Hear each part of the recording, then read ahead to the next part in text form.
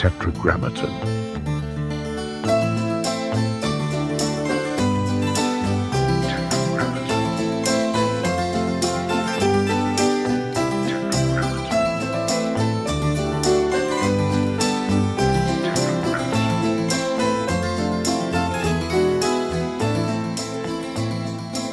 One of my earliest recollections, like three and a half. But I had these older cousins that were teenagers. They had Kiss all over their walls.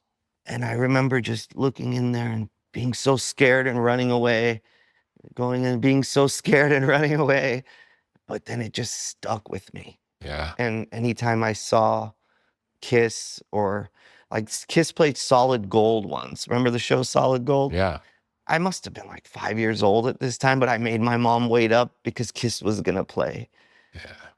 And so that kind of got me into rock, and it just kind of, I didn't have anyone really turn me on to the music, but seeing them. And you think it was the image was the thing that got you first as a little kid? Well, it scared the shit out of me, Yeah. the image, you know? Yeah. I never heard a song. Yeah. Maybe a few years later, I heard a song. Like, Yeah. I started collecting records when I was like that age, really young. 7 inches or albums or CDs? Records. Yeah. There was no CDs at that time. It was still vinyl. Cassettes were fairly new. 8-tracks were still around at that time, but I didn't have that. Mainly vinyl albums. Yeah. The first Kiss I ever heard was Paul Stanley's solo Kiss. Yeah, when the 4 solo albums came out. That was the first. But once again, I'm 5 or 6 years old at this time. I don't even know what's happening. But the first one that I took my mom to the store was a Def Leppard Pyromania, which was huge around the time I was about 7 or 8 years old. Did you hear them on the radio? Is that how you got into it? It was just everywhere. Yeah, probably radio. Yeah. What was the radio that you listened to growing up? You know, my mom would put on Kiss FM or something, like on my way to school. Pop radio, but I was always attracted to the rock music. Like, even my closest older cousins were all like into dance, disco music, which I grew up with as well, and I love. But I don't know, something all by myself. It was just this music, and it was something that was kind of, remember the 80s, there was like a whole satanic thing. And I don't know, for some reason that even attracted me more. Was it heavy or dark, or did you like that it was guitar-based? Aggressive. It was aggressive music. Feels like young boys like aggressive music. But I was a child. Yeah. Like maybe teenage. Yeah. A lot of people get into music when they start turning teenagers, but I was like a child, so I can't really explain. Like when people are like, how did you, like, music found me. I didn't really go look for it. My parents are both artists. So what type of artists? My mom, in Iraq, my mom did sculptures, and she has pictures of her making like these tall sculptures, like much bigger than her. Yeah. And she taught art. And my dad has been doing abstract art till this day. Since I was born, I can remember there was painting, abstract paintings. That's just always been in the house. Art has always been in the house, but no one pushed it on me. It was just there. It was just something that I was born into, and it was just normal. It was there. It was normal to watch my dad paint. It was normal to watch him experiment. They didn't really listen to too much music. They were more visual artists. Yeah, like they never, like, you know, put on a record at the house. It was always me as a kid putting on my records and stuff. But they like music. They listen to music. One of the reasons I think I'm a musician is because when my mother was pregnant, she sang a lot. And that's the only reason I could think of, like, why have you always been so, you know, into music since you were like a baby? Did she always sing? No, but when she was pregnant, she sang a lot, and she sang a lot of like Arabic, Egyptian singers like Kulthum. I don't know if you've ever. She's huge. She's like a Aretha Franklin of Arabic music. Let's listen to one. Yeah. She won't sing for a while, which is also cool.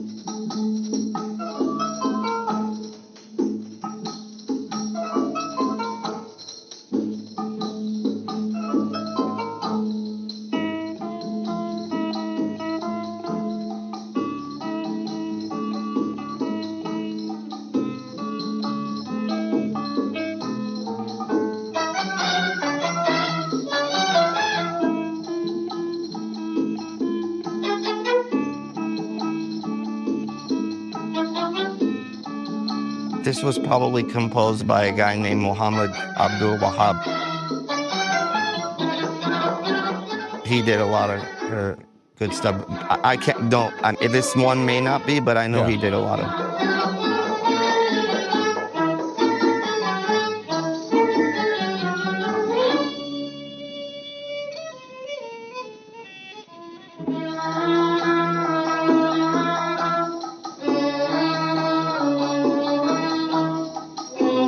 Did your mom grow up with this music? Yes, my whole family did. They're from Iraq, so that Egyptian music was big. Like there was other singers like Abdul Halim, Farid Atrash. There's a great guitar player named Omar Khorshid. I think I've sent you some of his stuff before. He's like the king of Arabic guitar. But his tone was very surf. Like he was influenced by surf rock. Cool. You hear it in his guitar tone. He's not necessarily playing surf rock, but like, he might be playing on this track actually.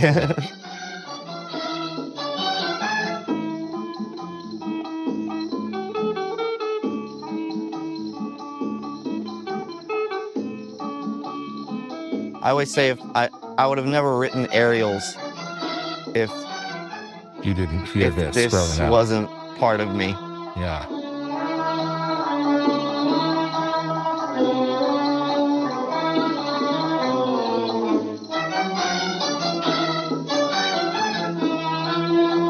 want to hear the vocals. Wait a little longer. I told you it's it's them playing for a very long time, and then sometimes the audience, if this is live, the audience will clap and ask her to not sing and ask them to do this all over again.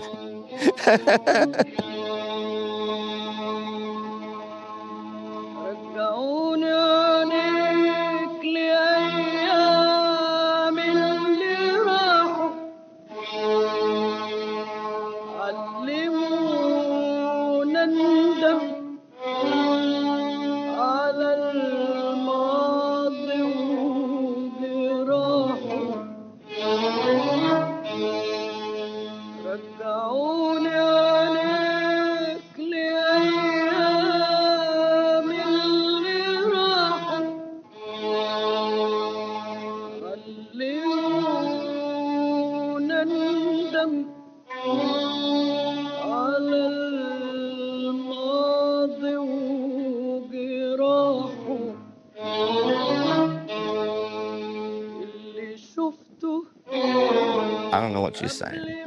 I don't speak Arabic.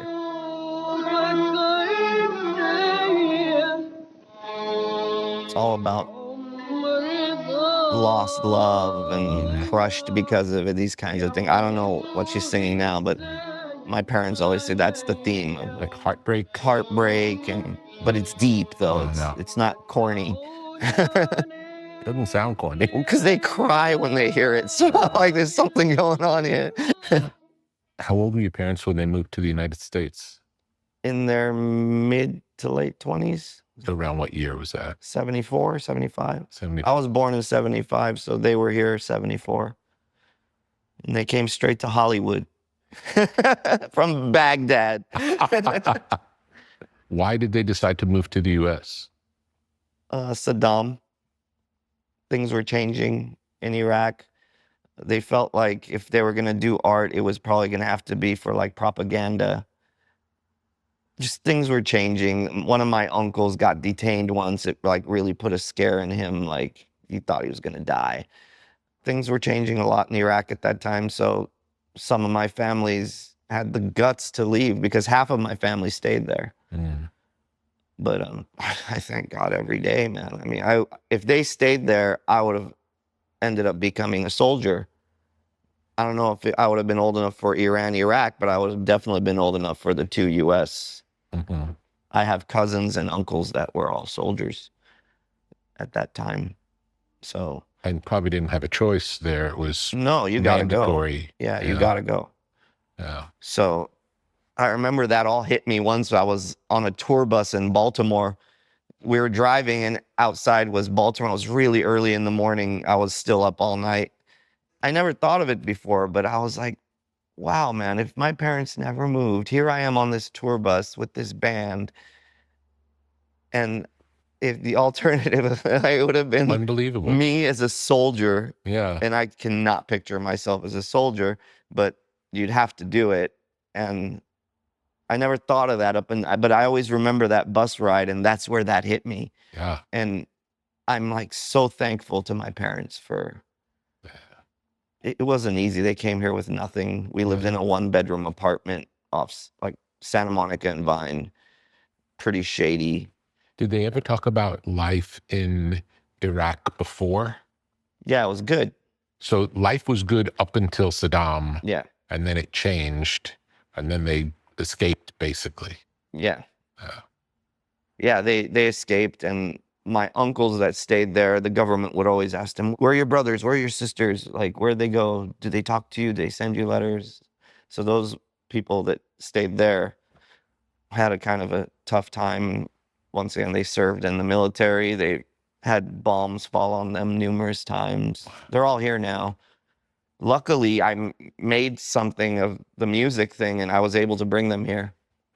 So that was a big deal for me because ISIS and all that stuff was happening, you know. Yeah. So, Can you play me a little bit of Ariels and tell me the connection to that Egyptian music? I'd have to tune it the right way.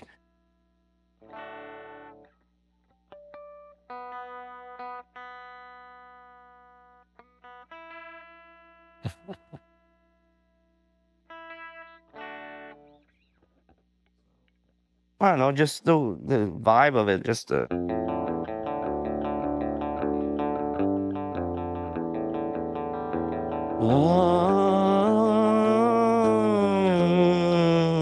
Just like it moves kind of in the, it's not, they're not quarter notes, but it kind of moves in that type of way. I guess that's how I interpret what I'm hearing in some way. Yeah, it shares the emotion Yeah. of the Egyptian music. Yeah, and it wasn't done because I wanted to play that. No.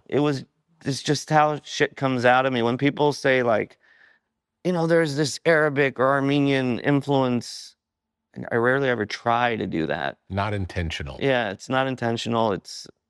It just kind of comes out of me that way. I think that kind of music, Eastern music, Middle Eastern music, is to me what I guess blues would be to someone with a family that's from the West. Yeah. Because that's just those scales and that vibe is more natural to your rock. folk music. Yeah. Growing up, where would you hear folk music? Armenian folk music? I don't know about Armenian folk music, but going to a wedding, you'd hear a lot of like Armenian dance music and pop music. It was around. It was around because I was in the Armenian community. My family, my friends were on. But for me, at that time, it wasn't necessarily what I would put on because I was just into rock. Yeah. And whatever, popular music or heavy metal music.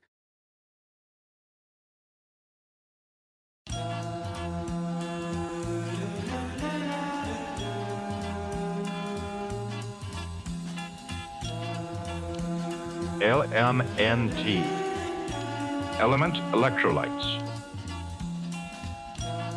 Have you ever felt dehydrated after an intense workout or a long day in the sun? Do you want to maximize your endurance and feel your best? Add Element Electrolytes to your daily routine. Perform better and sleep deeper. Improve your cognitive function. Experience an increase in steady energy with fewer headaches and fewer muscle cramps. Element Electrolytes. Drink it in the sauna. Refreshing flavors include grapefruit, citrus, watermelon, and chocolate salt. Formulated with the perfect balance of sodium, potassium, and magnesium to keep you hydrated and energized throughout the day. These minerals help conduct the electricity that powers your nervous system so you can perform at your very best. Element Electrolytes are sugar-free, keto-friendly, and great tasting. Minerals are the stuff of life. So visit drinklmnt.com/Tetra and stay salty with Element Electrolytes. LMNT.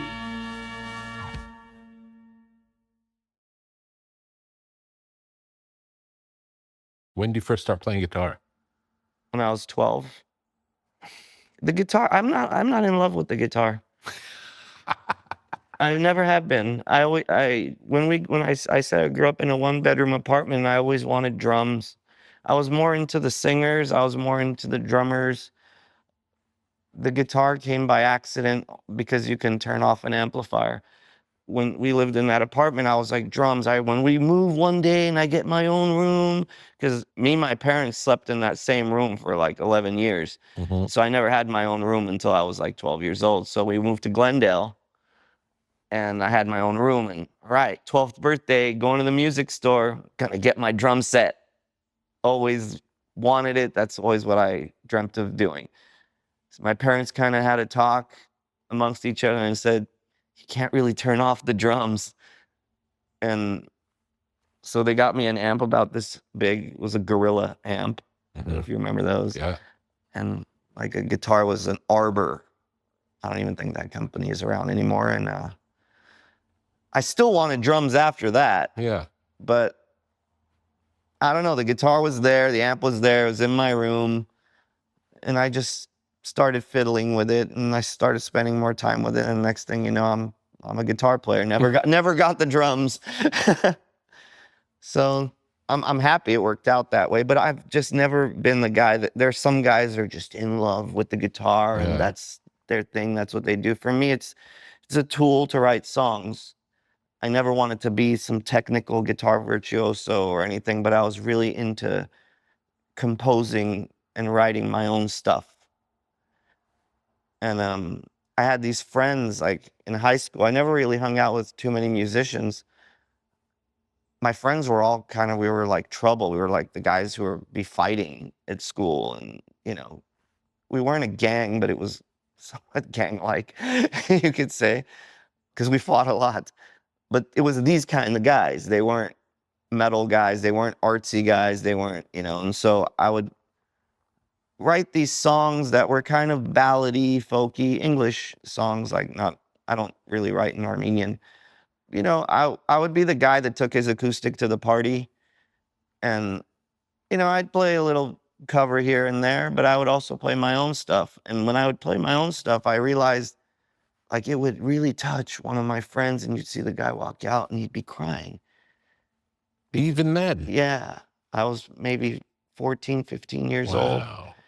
And that's when I realized something where it was like I had this thing that I can touch people with these songs or whatever. At that time, would it have been guitar and vocals? Yeah, it's always guitar vocals for me. Yeah. When I write, I always write guitar and vocals. I always tell people, I don't write riffs. Yeah. A lot of guys write riffs. You write songs. I want that riff to turn into a song. Yeah. If it's just a riff, I'm not impressed. I could write plenty of riffs.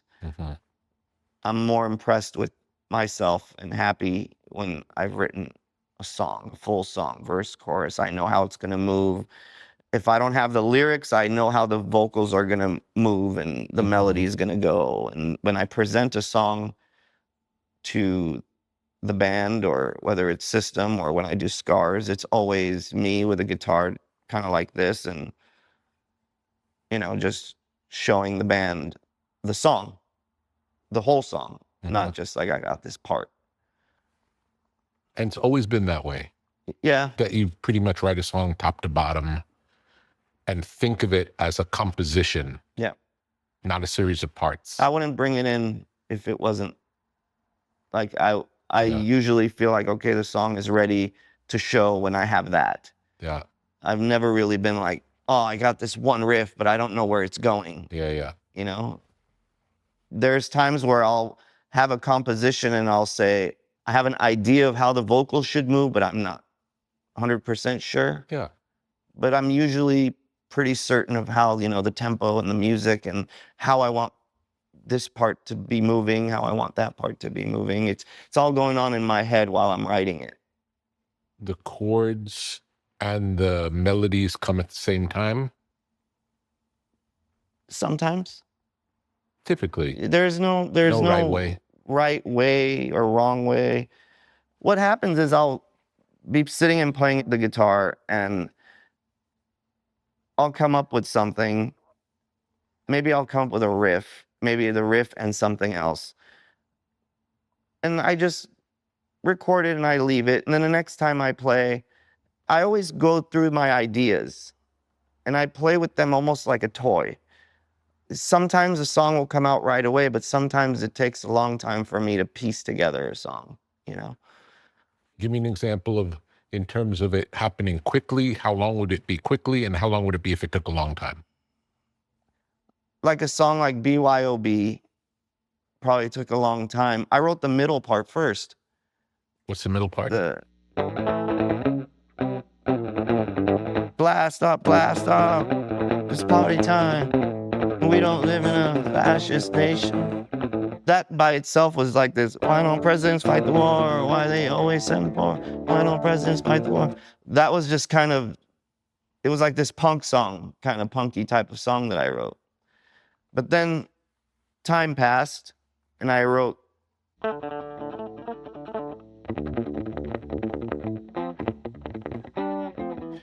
and I had also, and that was totally because I was listening to Funkadelic at the time. Wow, that's cool. And it's not like I'm trying to mix this and it just kind of like one night I was playing and that's what I'm saying. Like maybe I don't have that part yet, maybe. Yeah. So you know, when I pick up the guitar for that week, I'm just playing my, you know.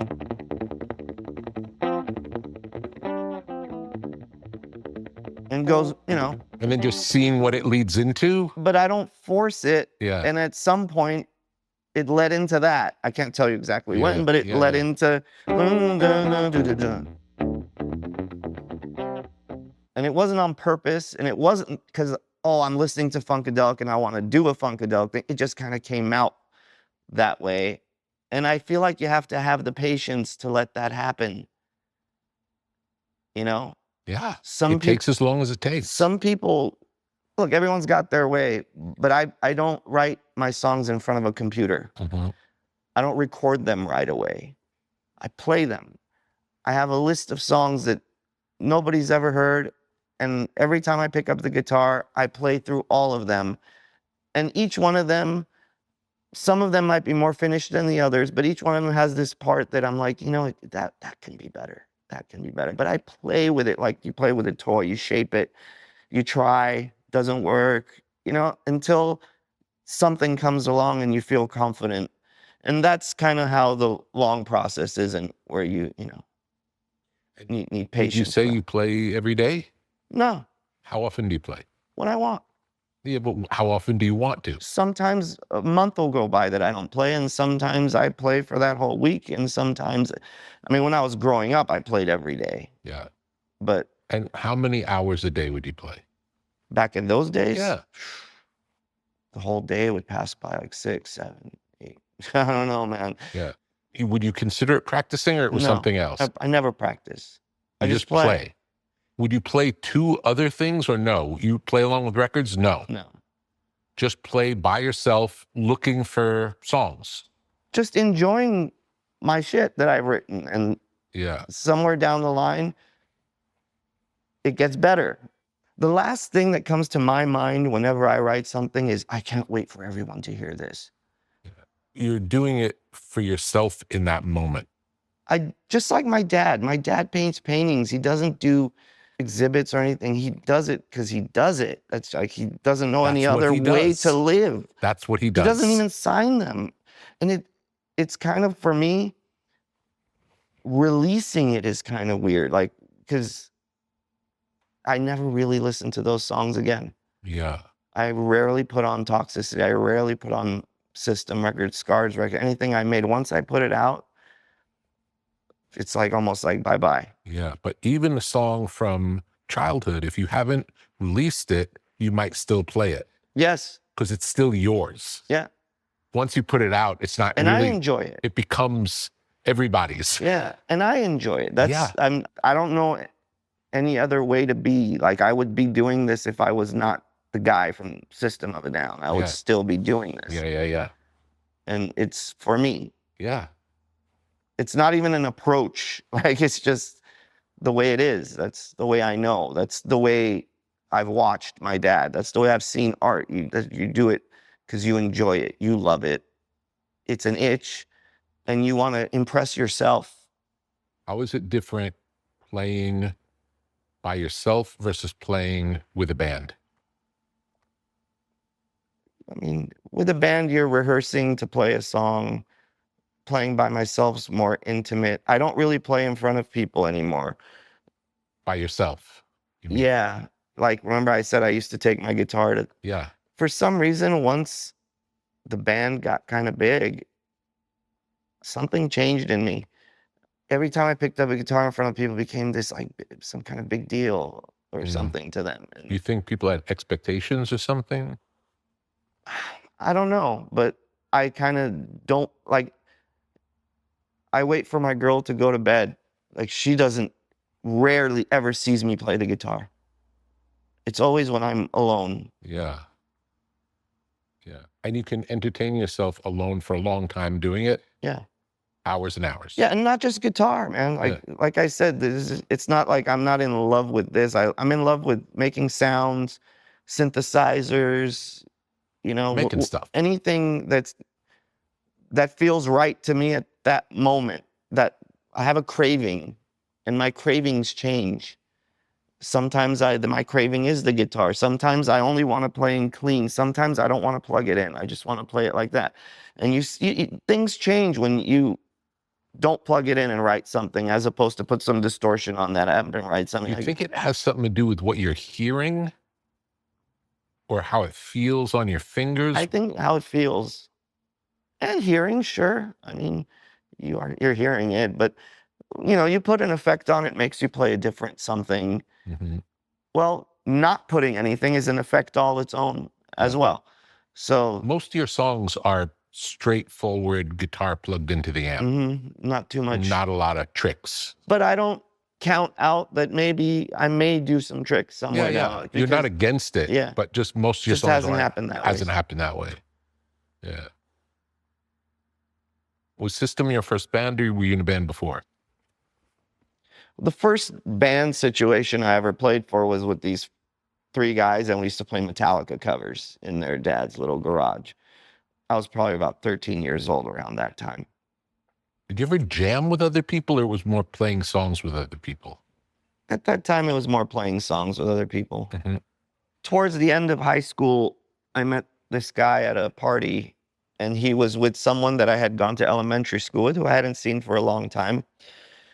They were looking for a singer, and I was like, okay, I can sing, I'm a singer. They had a lead guitar player guy, but I said, for me, the guitar and the vocals, it kind of comes together. I'm like a combo deal there. And so I went and tried out for their band, and they were into what I was doing. We played Paranoid by Black Sabbath, and they were like, it just kind of hit. Shavo was there.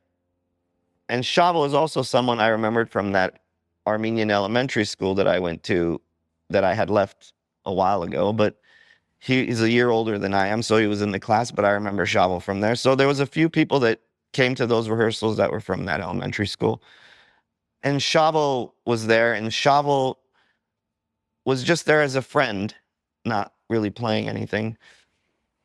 So he heard us, and he kind of told the guys in the band that were his friends, he's like, just get rid of the guitar player and bring this guy in. He's kind of, doing the guitar and he's singing, and, you guys kind of sound more alive. And then I started bringing songs into that band. They were more like kind of rock.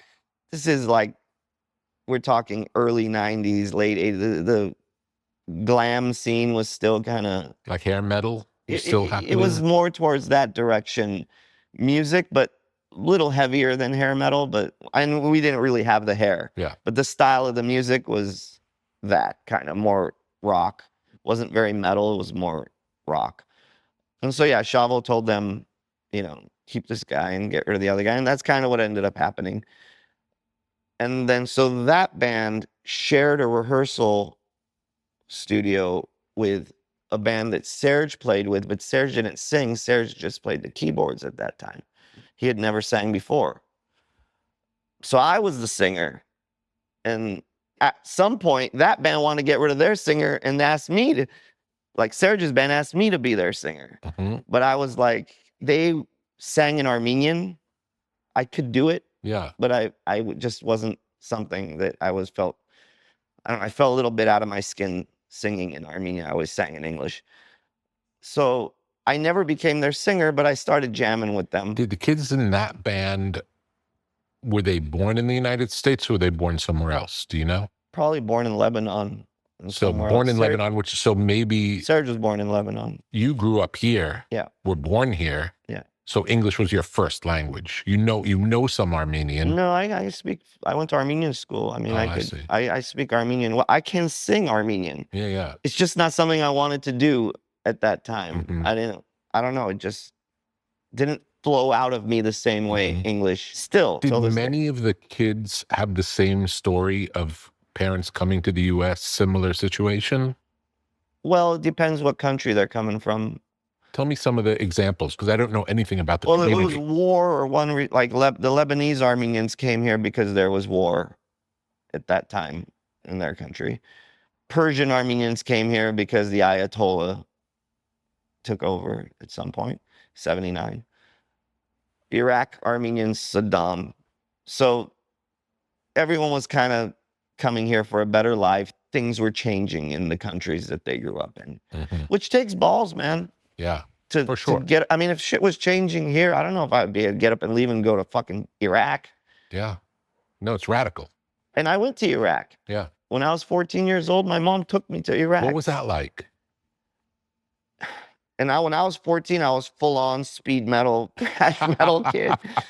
But I had a Motley Crue t-shirt on the whole time. And I was walking around Iraq with a Motley Crue t-shirt, and it had like this chick's ass. And our luggage was lost. So that's all I had. And so I wear this Motley Crue t-shirt. And I think it was like Nikki Sixx on a motorcycle or something. And it was this chick with her ass sticking out. And so it was a culture shock. I was there for 2 months. Wow. I saw my family. I mean, people I only saw in pictures. Yes. My grandmother, my aunts, my cousins. So it was nice to see them. But this was at like the height of Saddam. So everywhere you turned was Saddam. If we were in this room, you better have that picture of him up there because they'll question you if you don't. So business, everyone's house. You walk outside, there's a statue. You look at where there's a picture. You look over there, the building, there's no Marlboro ad. It's a Saddam ad. 2 channels on the television. One of them Saddam all day. One of them Saddam half the day. Wow. And I'm from Hollywood. Yeah. And not used to this life. So it was like I had all my cassettes with me with my Walkman, and I took a bunch of metal magazines and I read through every single. I was bored. Yeah. But Slayer, Show No Mercy. That was when I think of Iraq, I think of Slayer, Show No Mercy, because that was the album that I had on in my head a lot, and it was just 2 months of. It was very educational. I mean, I learned a lot about, how the world is different than where I come from. And, if you say anything bad about Saddam, like I would be this little punk kid and I'm like, what if we told Saddam to fuck off? They'd be like, shh. Don't fucking They'll take you away. Yeah, don't say that shit, man. You crazy? Yeah. The people live in fear. Yeah. The people live in fear. You don't fuck around. Yeah. You don't say that kind of thing. You put the picture up. Yeah, yeah. So. And I think I might be the first person that might have taken that kind of music to Iraq. Yeah. In 1989. When I put on for my cousins, they like Slayer, Metallica. They never heard anything like that before. Like, what the hell is this? It's like this is music. So the music they were hearing was more like what your parents grew up on, like Yes, Arabic. or a pop version of that Yeah. as time went on. Yeah. Yeah. And then were you happy to come back to Hollywood? Well, we were living in Glendale at that time, but I was a kid that grew up in Hollywood. That Yeah. you know, we only had been living in Glendale for like 2 years at that point. Yeah. You know, so yeah, you know, I was happy. But during the first Iraq war, what was the Desert Storm? Yeah. That's when I learned the media lies to you. I was only about 15 years old at that time. What but- were the lies? Well, just kind of dehumanizing the people in Iraq so the people here would be more open to us throwing bombs over their heads. Both times are very tough for my family because it's my grandmother that's there. It's my aunt that's there. Yeah. And you know that they're good people like Yeah, you. Yeah, and I know the other people in Iraq were very nice people as Yeah. well. Maybe they didn't like Saddam, but it had nothing to do with the people. No, it has half the people hated Saddam. More than half the people hated Saddam. They just couldn't come out and say that they hated Saddam. Yeah. But, you know, my family didn't like Saddam on the most part. I still have some aunts that like. The ones who liked him, what did they like? Well, in their head was like, just don't start trouble and trouble won't come to you. And that's kind of the deal. It's like if you mind your own business, everything's fine. Yeah, don't try to overthrow the government. Don't try to conspire to do things. Just, you know, live your life and you'll be fine. Yeah. You know? So it was only if you went against the government that you'd be in trouble. Yeah, but his sons, you know, were fucking assholes too. They would pick on people. You would say, I mean, there was a movie about it. Like the guy would like go to a wedding and take the bride and fuck the bride. And I mean, his sons were probably bigger son of a bitches than he was. And, you know, torture. And, you know, if they assume, maybe you didn't do anything and they just assumed, and you're next thing you know, you're being fucking tortured. And there's like, you're in a room with cigarettes going out in your fucking eyeballs or some shit. You know, I mean, I don't fucking, you know, I couldn't tell you the details as well as my family members can who live there. I was only there for 2 months, but. And they were all happy to get out? Some of them wish things just didn't change because because it was their home. Yeah. Understood. Like, so they missed their home, but their home changed.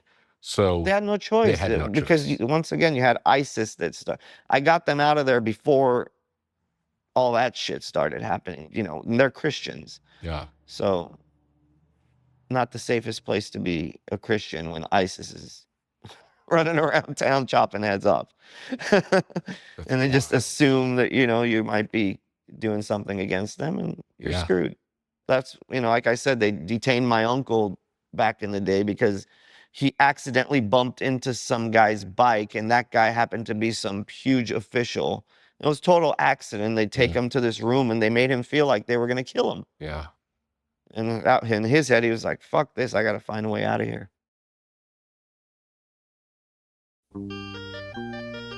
In a world of artificial highs and harsh stimulants, there is something different, something clean, something precise. Athletic nicotine. Not the primitive products found behind convenience store counters. Not the aggressive buzz that leaves you jittery, but a careful calibration of clean energy and focused clarity. Athletic nicotine. The lowest dose tobacco-free nicotine available. Made entirely in the USA. No artificial sweetener, just pure, purposeful elevation. Athletic nicotine is a performance nootropic. Athletic nicotine is a tool for shifting mindsets. Athletic nicotine is a partner in pursuit of excellence. Slow release, low dose, gradual lift, sustained energy, soft landing, inspired results. Athletic nicotine. More focus, less static. Athletic nicotine. More clarity, less noise. Athletic nicotine. More accuracy, less anxiety. Athletic nicotine. From top athletes pushing their limits to artists pursuing their vision, Athletic nicotine offers the lift you've been looking for. Learn more at athleticnicotine.com/tetra. and experience next level performance with athletic nicotine. Warning, this product contains nicotine. Nicotine is an addictive chemical. You get asked to sing for the band that Serge is in. Mm-hmm. So I don't do that, but I ended up jamming with them a lot. You know, I'd rehearse with my band, and then if they came in, I would stick around and I would play guitar with them. Were you friends with all of them? I got to know them through this situation. Not really. I wasn't really friends with anybody, to be honest with you. It was just people to play music the with. guys we shared our studio with, and that's kind of how I got to know them. Yeah. You know, it's not like I knew them for years. Mm-hmm. They're older than I was. Serge is 8 years older than I am. Mm. But that's how Serge and I became friends. Were they serious about that band? Did they think? Not so sure. It was kind of like a weekend kind of guys that had other things going on, but they played like, you know, they had equipment and they enjoyed playing and jamming. But I'm not sure they were trying to take it anywhere. I mean, through my life, I was always like, anyone who knew me when I was a kid would tell you he always said that this is what he wanted to do. Like, if you met me at 8 years old, if you met me at 12 years old, anyone who knew me through my life knew. So as I was getting older, they even called me to the school counselor once, and I'm a high school dropout, and I got kicked out of my high school twice. They sent me to a continuation school. I don't know if you know what that is. It's where all the pregnant girls go. So pregnant girls, gangsters, the kids that were, you know, more trouble, I see. You know, would go there because it ain't working out for you. You ditch all day, or you get into too many fights, or you know what I mean? They send you away to this school. It was like a bunch of bungalows. For lunch, a lunch truck would show up. Like, it was totally different. But anyway, they sent me to the counselor, and they're like, you know, you're failing all your classes. You hardly show up to school.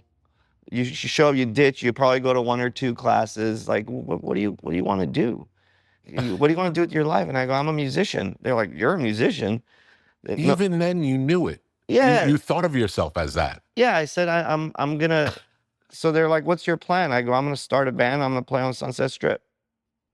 That's what I told my counselors. And they even had like a school psychiatrist there and everything. You know, is everything good at home? And I'm like, everything's fine. Yeah. But it was just something that in my head, I had convinced myself that this is gonna happen. I don't know, man. I was very confident. Yeah. So they're like, all right, off to CT you go then, you know, and they sent me to CT. But so through my late teenage years, I was always looking for the band. Yeah. This is the band that I feel like I can make it in. Yeah. Like, I might have been in a band, but I was like, I don't think this band's gonna make it. But when you say make it, the aspiration was to play on the Sunset Strip. Yeah, and become popular on the Sunset Strip, I guess. But you didn't think about playing, like last time I saw you play, 60,000 people came to see you play songs that you've recorded more than 15 years ago. But that was never the goal. The goal was a club band. Well, at that point, the goal was to just start a band that you feel confident with, and you're gonna go play the clubs. That's all I knew. I didn't like. I didn't know the business. I was just a kid. I didn't really know what you had to do. And how old were you at that time? 16. Yeah. So tell me about looking for the band. Well, it's just, you know, we would, and anyone who I told that to would say to me, really? How many Armenians do you know that made it? That's from my Armenian friends. People would not be supported, or not be supported. I had a lot of support, but obviously it's people didn't believe it was possible. It's a pretty far-fetched thing to, you know. Not realistic. How many bands actually do get there? You know, it's very rare, very few. You might probably be better off buying a lottery ticket or something. You know what I mean? Like, it's really rare. But I had confidence, and then one day my guitar got stolen, so I was looking for another guitar, and I went to a guitar store, And the Tracy Guns, the guitar player from LA Guns, walks into the guitar store, and I'm jamming, I'm playing. And he's like, "You're gonna buy that guitar?" He goes, "I got that guitar. Come to my house and we'll see what kind of, maybe I'll give you it for a good deal or something like that." And at this time, this guy was on MTV, and you know what I mean? Like, LA Guns was doing okay. So me and my cousin, she drove me to the guitar store. He was originally in Guns N' Yeah, Roses. yeah, Why they were called Guns N' Roses? Yeah. Because of Tracy Guns and Axl Rose. I know. But now he's in LA Guns. So we went to his place, and my cousin asks him, she goes, "You know, my little cousin here, he's always talking about like he wants to do something in music. He wants to make it in music." She goes, "Aren't there like a zillion bands in LA that," and at this time it was like, you know, it was that. And he said, "Yeah, there are, but there's only a couple of good ones." And for me, I was like, all right. I want to be one of those good ones. No, I was like, I am one of those. Already? Wow, that's great. I was like, I'm almost there then. You know what I mean? In my head, I was that cocky. That's great. That's great. It's funny because I don't really have that in me anymore the same way. But that kid was really cool. Anyway, so, you know, okay, cool. That was that experience. And it gave me, you know, it was like, so it does matter if you're good or bad too. Yeah, some guys make it because they have connections, but if you're actually good, there's a chance. Yeah. You know, there's a chance. Yeah. So just be good. Put something together that's good. So yeah, and then, you know, life happens, and that band I was in that was sharing the rehearsal for one reason or the other didn't work out. Serge and I kind of became closer friends and started hanging out. And somewhere down the line, I didn't want to be, I really look up to people like Pete Townsend. I really look up to the guys that are like those guys in their band. I think Jerry Cantrell is one of them. You know, they sing, but they're more of like the writer or the guy who's producing what's happening. They're the guy who's kind of setting the table. And Serge at the same time wanted to become a singer, but he had never really fronted a band, or remember they asked me to sing. Yeah. You know? So it was like this transition that happened where I pulled my singing back, still sang, but pulled it back. And he was trying to find himself at this time. Let's just say early Serge. Yeah. So anyway, this happened, and me and him meet. We stick with the bass player from my other band, but we meet this guy who's this Hawaiian drummer, who's some tall guy that played like a beast. His name was Domingo. And that's when we became Soil, which was the band before System. So it's you, Serge, Domingo, and the bass player from your previous band. Yeah. Were any of the Soil songs later System songs? Parts of them. I see. Like the end of Sugar, I sit in my desolate room. Yeah. The song Soil, dun dun dun dun dun dun dun dun dun dun dun dun dun, that was a Soil song. Tentative, which came like on Mesmerize, Hypnotize. That riff was from the Soil days. The song wasn't the same, but that riff, I wrote Tentative with that riff in there. So once again, this was very early on in Serge's vocal, as a vocalist. So he was doing some stuff that was kind of cool, but then he was doing some stuff that I don't think we were getting yet. I wasn't, and Domingo wasn't. So Domingo really wasn't. You know, he was like, you know, he does this crazy stuff and this quacky stuff. And, you know, and I was kind of I was like 18, 19 years old at this time. This guy was much older than I was. So he was kind of more leader than I was in the situation. And so behind Serge's back, we would try out other guys. We would like tell Serge, "Hey, we're not rehearsing today." And someone else would come in and try out. Mostly because he wanted somebody else. And Domingo wanted somebody else. Yeah. And I kind of understood because Serge had not developed yet. He was still green as a singer. Yes. He was really a keyboard player. Yeah. Had you ever sung together yet? Yeah, on this track that we did called Waco Jesus. It was about David Koresh. We sang together on that track, but that never became a Soil song. Mm-hmm. Soil was like, the songs were not really songs. They were like, the way I always see it is System of a Down is the song version of the Soil sound. I see. The sound of System of a Down was kind of there. Yeah. Not fully, but kind of there. Yeah. How long was Soil? How many years? Not even years. Maybe a year. 1 year. Maybe a year. We played one gig. Okay. Only one gig with Soil. Yeah. It was at this little cafe. The stage was so small that the first riff I fell off and I fell on a drum set of the other band. Like, it was like this stage was this tiny thing, and I was like, wow. And I was so hungry to be on stage, you know, and I just couldn't keep myself from just losing it, and I just accidentally fell off the stage onto a drum set. But that was our only gig. Shavo was there, and we were having a little pit. So Shavo would come into the Soil rehearsals as a friend, as like a guy that I really like what you guys are doing, man. And he was just fan. Yeah, I wouldn't call him a fan. He was a friend, but he liked, like, he dug the band, and he was just supportive, and he played some guitar. He wasn't really a bass player at the time. He was just, playing guitar. Not really as long as I had been playing, but maybe for a couple of years, and, he was getting better. And through that time, I started becoming friends with Shavo, and Shavo and I started hanging out more. So anyway, we played that one gig. Domingo was from Hawaii. He decided, I guess he had a kid or something, and he moved back to Hawaii. Soil was gone. At this point, I was like, okay, Shavo and I have been really good friends, and we've been talking a lot, and we have a lot in common with, like, the heavier stuff.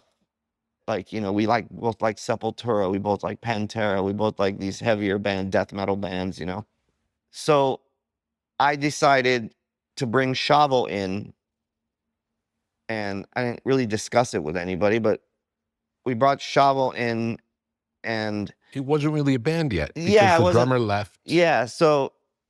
And after trying so many singers, I was like, none of these guys are better than Serge. Yeah. Yeah. And I started appreciating some of the things that maybe I didn't appreciate early on. Yeah. So Serge was still there. Shavo came into the picture, and that was the beginning of System of a Down. We had the band name before we even had the, it was, I would sit in the car with Shavo, and we would just listen to music and talk about, like, it'd be cool to start a band that's like, kind of like this, like metal, but, we'd talk a lot. And he even, like, mentioned one time, he's like, and one day we'll get Rick Rubin to produce our album. It's fucking crazy. It's crazy. Cause It's not even a band yet. We didn't have a drummer, It's amazing. Yeah. And so I was going to Valley College at the time. Not really. I was just going there to show my mom, like, oh, look, I'm doing something responsible, but I would ditch that too. But I reconnected with Andy, which was the drummer that was with the band before Soil that I was in. And we reconnected, and I was like, it didn't work out last time with him. There was some personality things going on. But I was like, maybe things have changed. We really need a drummer. He's good. I brought Andy in, and we're like, let's jam with Andy, guys. And everyone kind of knew Andy, but we were a little hesitant because we had our issues in the past. I'd known Andy since the 3rd grade. I went to elementary school with him. But once Andy came in, that's it. We just started playing. I brought in a song. I remember the first song I brought in was a song called Flake. We never played it, never recorded it. It was okay. But, I had brought in the vocals and the arrangement, and we played, and, the band started developing. I would bring in more songs, and then I would start writing with, Serge's vocals in mind. We all hung out at the studio together. We all listened to music together. We all got stoned together. Like, there's something about that that's part of the band's development when you're all listening to the same type of stuff. And once again, Serge doesn't come from the rock influence world, or metal even. I mean, his brother had a big CD collection and would listen to that stuff, but Serge not so much. And so I would always be like trying to turn Serge on to like, listen to this guy, listen to this, listen to that, and just try to open his ears to like, styles and, believe it or not, the Doors were like a big influence. I love the Doors. I of wouldn't make ours the at that connection, time. but that's really Well, cool. the spoken word stuff. Yeah. Like I would, like a song like War, we will fight the heathens, we will fight the heathens. Then so I had the verse and the chord, but for a bridge, a lot of guys would go into a guitar solo, and for me, I was like, what if we just dun, dun, dun, dun, dun, dun, dun, dun, dun, dun, dun, dun, and he talks over it.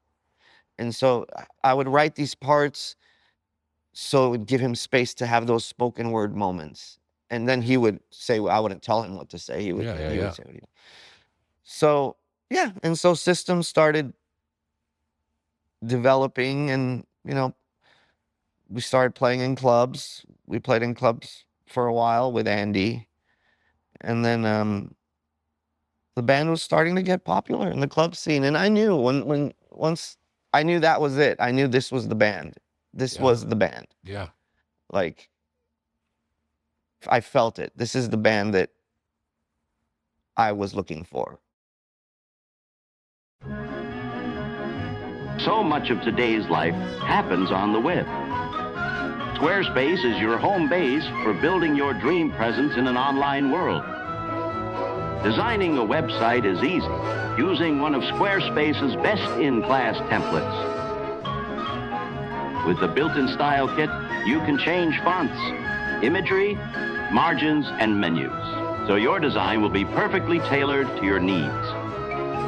Discover unbreakable creativity with Fluid Engine, a highly intuitive drag-and-drop editor.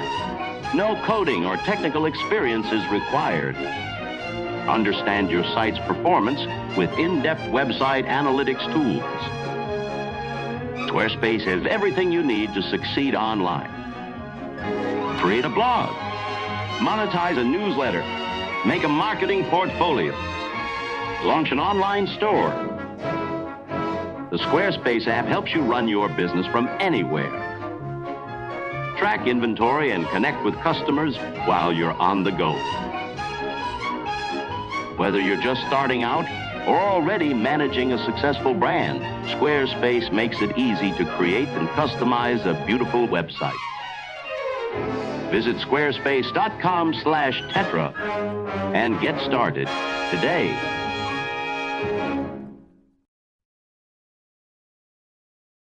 Did you know how far out your songs were? I never saw that. It just came. Because they just come to you naturally. I think there is something abstract about System of a Down. Yes. Metal music tends not to be an abstract form. So bringing that abstraction and Middle Eastern roots to metal changes everything. It really was. It was like nothing I ever heard before.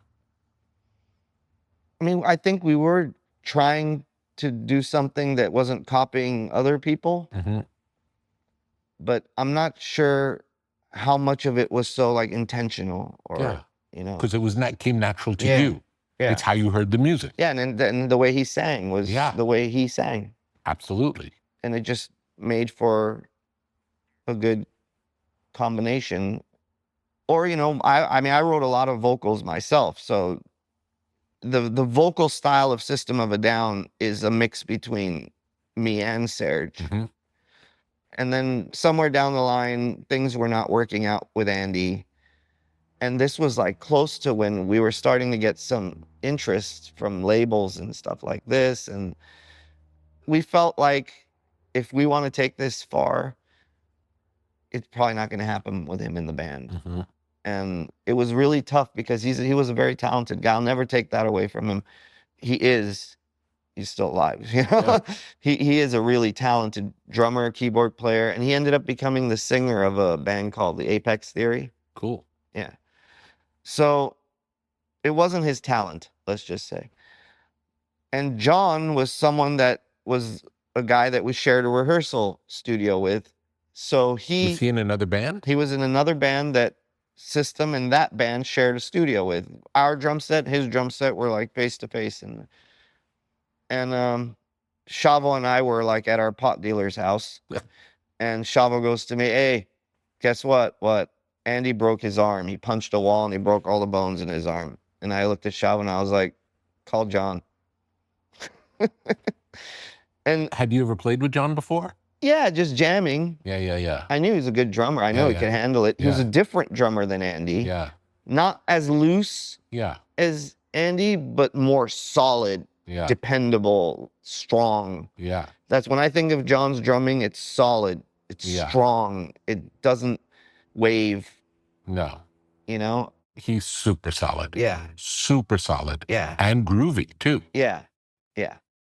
And apparently John was like, before you guys called me, he goes, every single one of you had a conversation with me saying that this might happen. because things were kind of... The writing was on the wall that Andy was not going to make it. Yeah, it was just looking that way. Yeah. And first rehearsal, John knew a lot of our songs already because he had been there for our rehearsals, listening to them. Yeah. He'd probably been there in some times when we were like writing them, just hanging out, because the studio for us was a place where both was the hangout for both bands, for all the guys. Yeah. So he caught on to it right away. That was kind of towards the end of the Sunset Strip, transitioning into getting signed. Mm-hmm. So the first album was called System of a Down. Yeah, 1998. Which song would be representative of this era of System? Sweet Pea, Sugar, War, Pluck. More the heavy stuff. Mm-hmm. I think the goal at that time was play the clubs and start a pit. You know what I mean? Be heavy, be unique, but be heavy, you know? And yeah, to get the energy, to get the response from the audience? Yeah. So let's see. Let's hear Sweet Pea.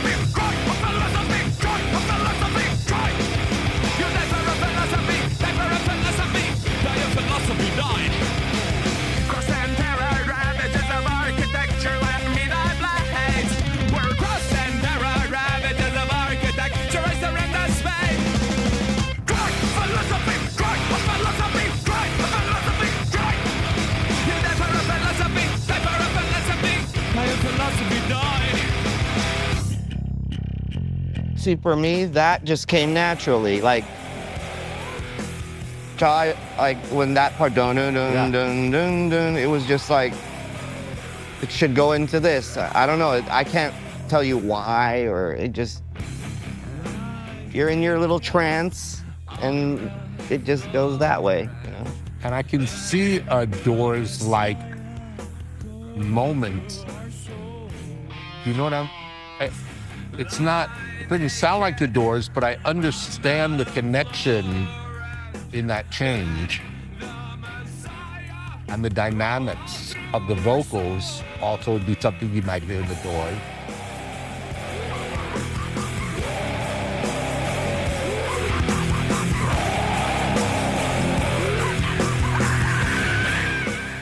funny to me.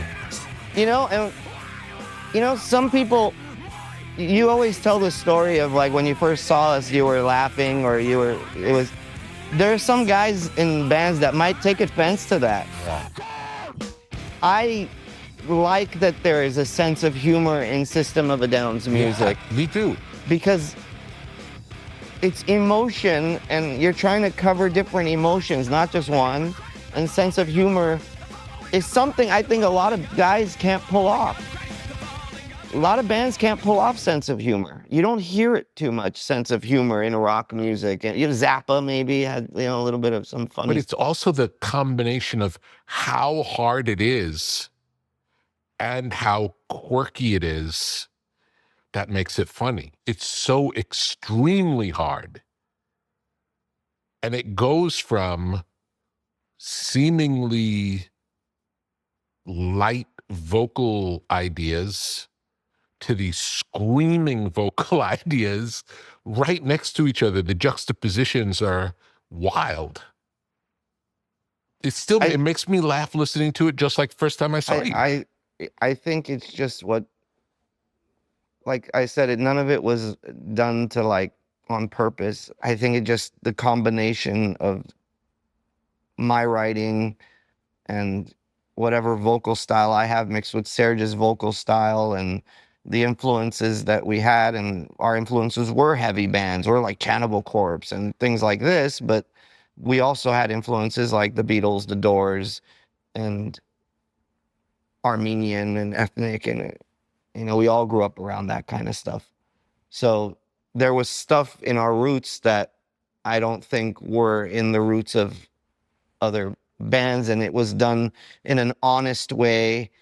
There's some bands that mix ethnic stuff with metal, but it's like, okay, we're playing metal, and then it goes into the ethnic part, and it's not a mutation that, like, it should belong. Like when two people have a child and you see the characteristic of one parent and the other parent, and like...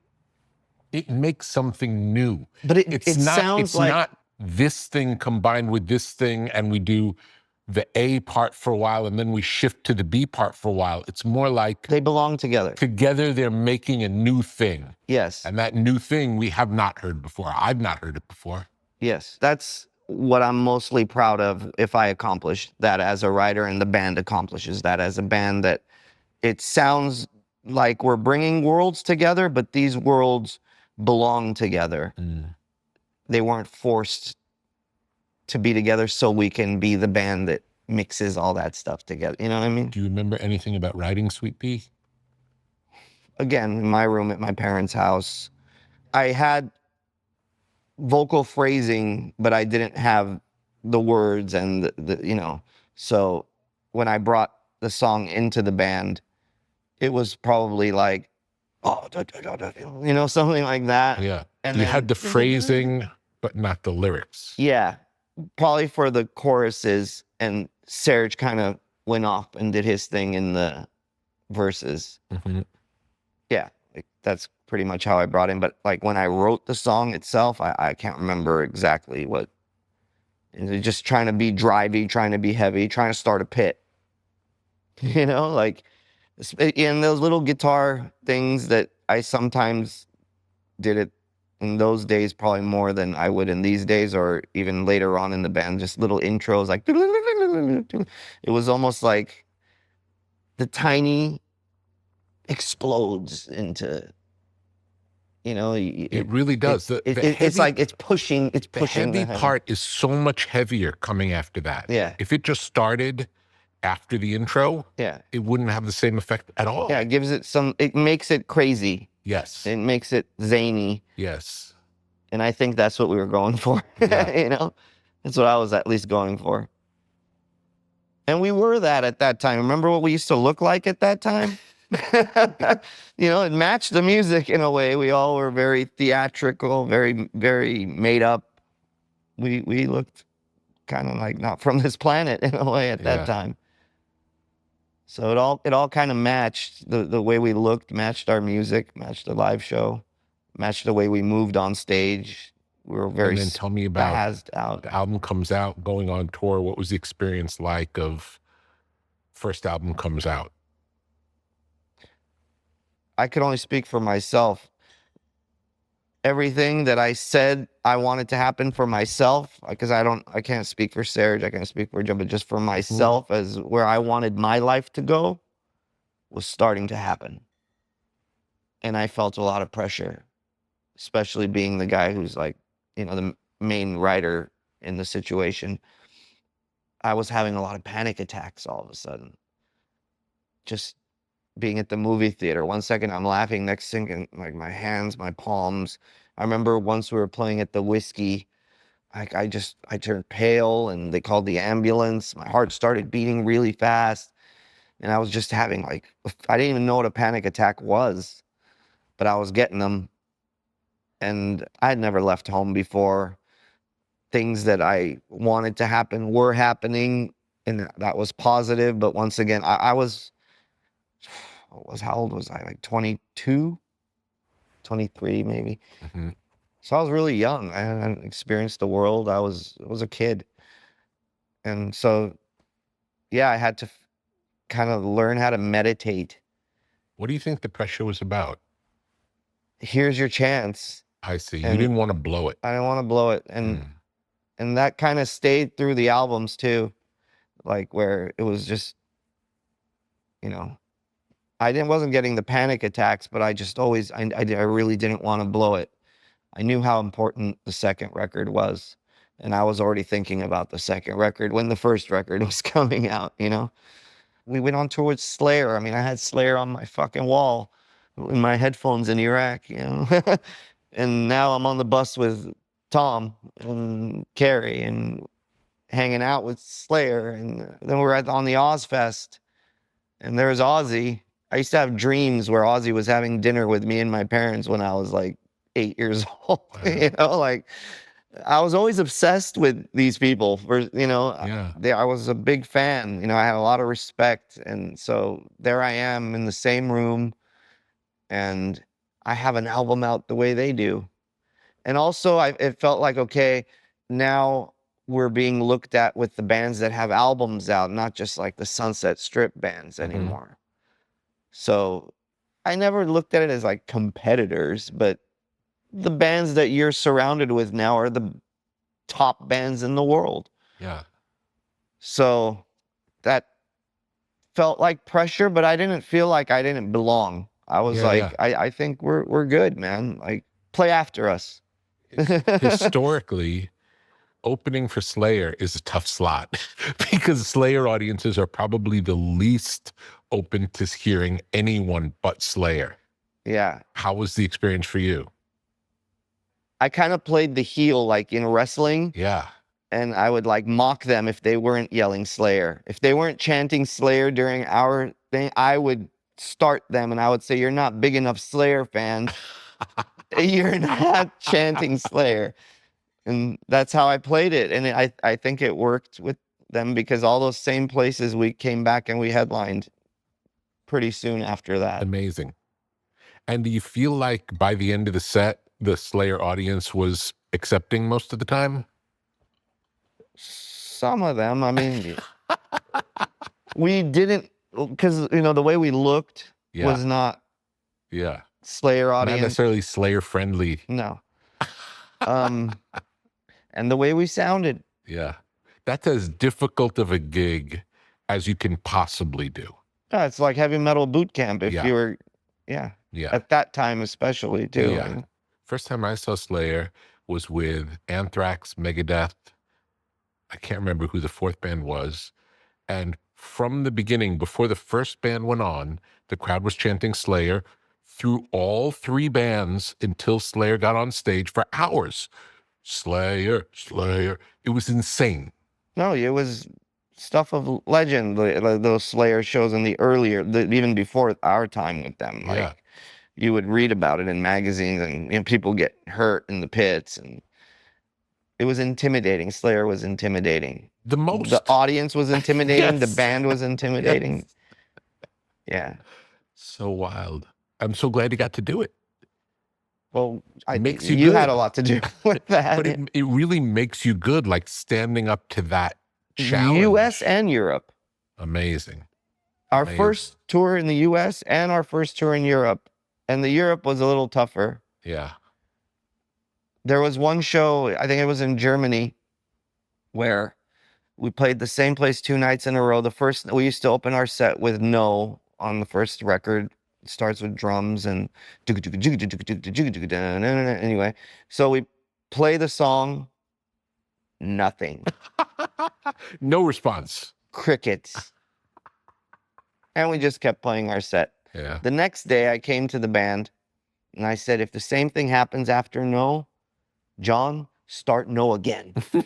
And we're going to play No until you cheer. And we're going to play that same fucking song. Wow. We didn't have to play it more than twice, but we played it twice. Yeah.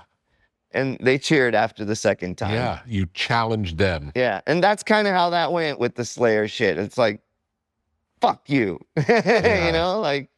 Amazing. It was kind of like You that. weren't intimidated by the audience. I mean, in Well, real life, there you was were. this venue we played once in Portugal that they told us if they don't like you, they throw syringes at you.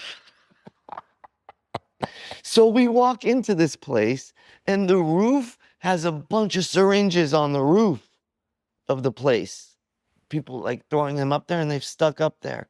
So I wore long sleeves and you're going up there and nobody threw syringes at us. But imagine like that's Pretty rough. And then in Poland, they hated us once. That's kind of a more historic kind of system show where we get there and there's an audience and there's dudes in the front with like SS fucking signs and just intimidating. And they weren't having it. They didn't like us very much. And they started throwing things at us. Yeah. And Serge was like, turn on the lights, turn on the lights. And then they threw a bagel at Serge and it hit Serge. And they were throwing coins at me. And then I was kind of playing it where I would pick up the coins and I would like put them in my pocket and I was blowing kisses at the SS guys. But Serge kind of like took it to another, and I'm like, oh no, this isn't good. Like, you're not going to be able to fight with thousands of people, man. So he was like, turn on the lights. Who threw that? Who did that? And the bagel came flying at him. And that was the Poland show. These are all places we've gone back and now we're like headliners, but like, Amazing. we had some shows that in Europe that not everybody understood us right away. Did you know that when you went back it was going to be okay? Or not until you went back? We were headlining the next time around the smaller theaters, so it wasn't with Slayer. So, and then next time you went back, people are singing along with every word? It was more of an accepting audience. Yeah, it was like the London Astoria. The first time we played with Slayer, the next time we went there, it was our show. Great. And the crowd was amped. Like, you know, we started selling 1,000-seaters, 1,500. Still on the first album or not? The till first the second album. one? No, Still on the first album. yeah. So you went around 2 times on the first album, dealt with the Slayer audience, and then went back and all good. Yeah, more accepting. Yeah, We were growing. Yeah. And the word was going out and we were building our fan base. The human foot is a true marvel of engineering. With 26 bones, 33 joints, and over 100 muscles and tendons, it's built for flexibility, balance, and natural movement. Unfortunately, today's narrow, rigid, elevated shoes undermine this natural brilliance and weaken your feet. Vivo Barefoot shoes set your feet free. Feel every step. Move naturally. Allow your feet to function as nature intended with Vivo Barefoot. Thin, flexible soles to keep you connected to the ground. Wide toe boxes to let your toes spread and stabilize. Minimalist shoes designed to mimic the barefoot experience. Whether you're running, hiking, or just going about your day, Vivo Barefoot has you covered precisely when and where you need it most. Feel the vibration of the earth. Strengthen your feet. Improve your posture. Enhance your natural movement with Vivo Barefoot. Made from 100% recycled and natural materials, they are as healthy for the planet as they are for you. Experience the freedom of barefoot movement with the protection from the sharp edges of a man-made world. Natural movement for your feet, sustainable choices for our world. Learn more at vivobarefoot.com/tetra and embrace your human nature.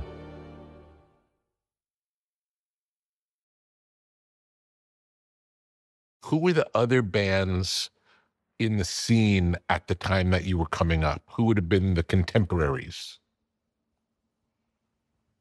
I mean, Korn was doing their thing. Deftones were doing their thing. I guess it's the scene that people like to call new metal. Mm-hmm. I know a lot of people see System of a Down as new metal. We don't really see it that way. Mm-hmm. I like the word alternative metal maybe more. Mm-hmm. I think we're a little more experimental. I think so and too. we were taking things. We had songs like Spiders, Ariels, Atwa that had weren't necessarily metal influences. They could have been psychedelic influences and different kinds of rock influences. So bands we played with in LA, some of them got signed. Static X, Cold Chamber.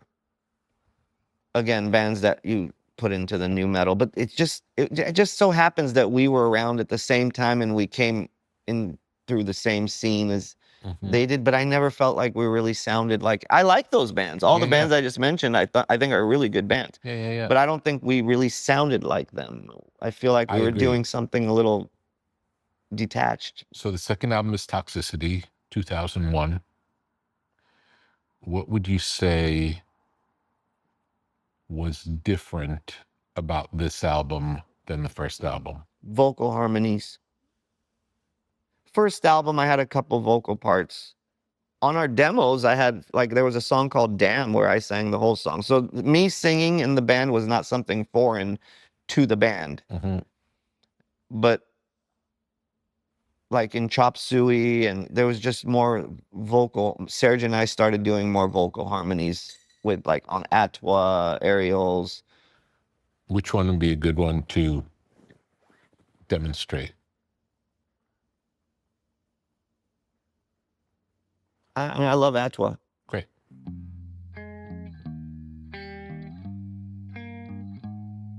I wrote it about Charles Manson.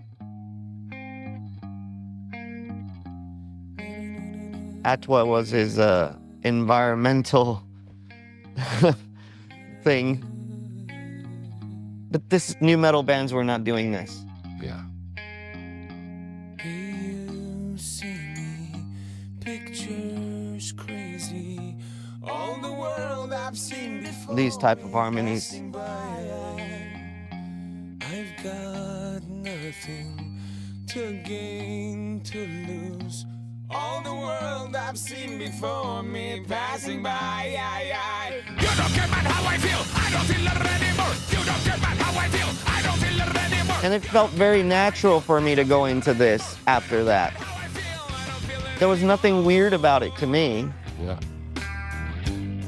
Or to us as a band. That's like Simon and Garfunkel, na na na na, Not so pretty. All the world I've seen before me passing by. Silent my voice.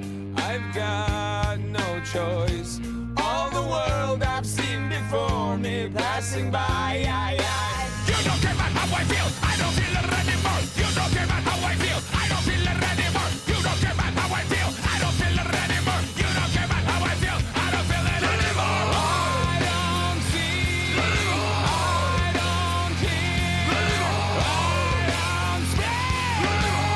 Totally normal, nothing to see here.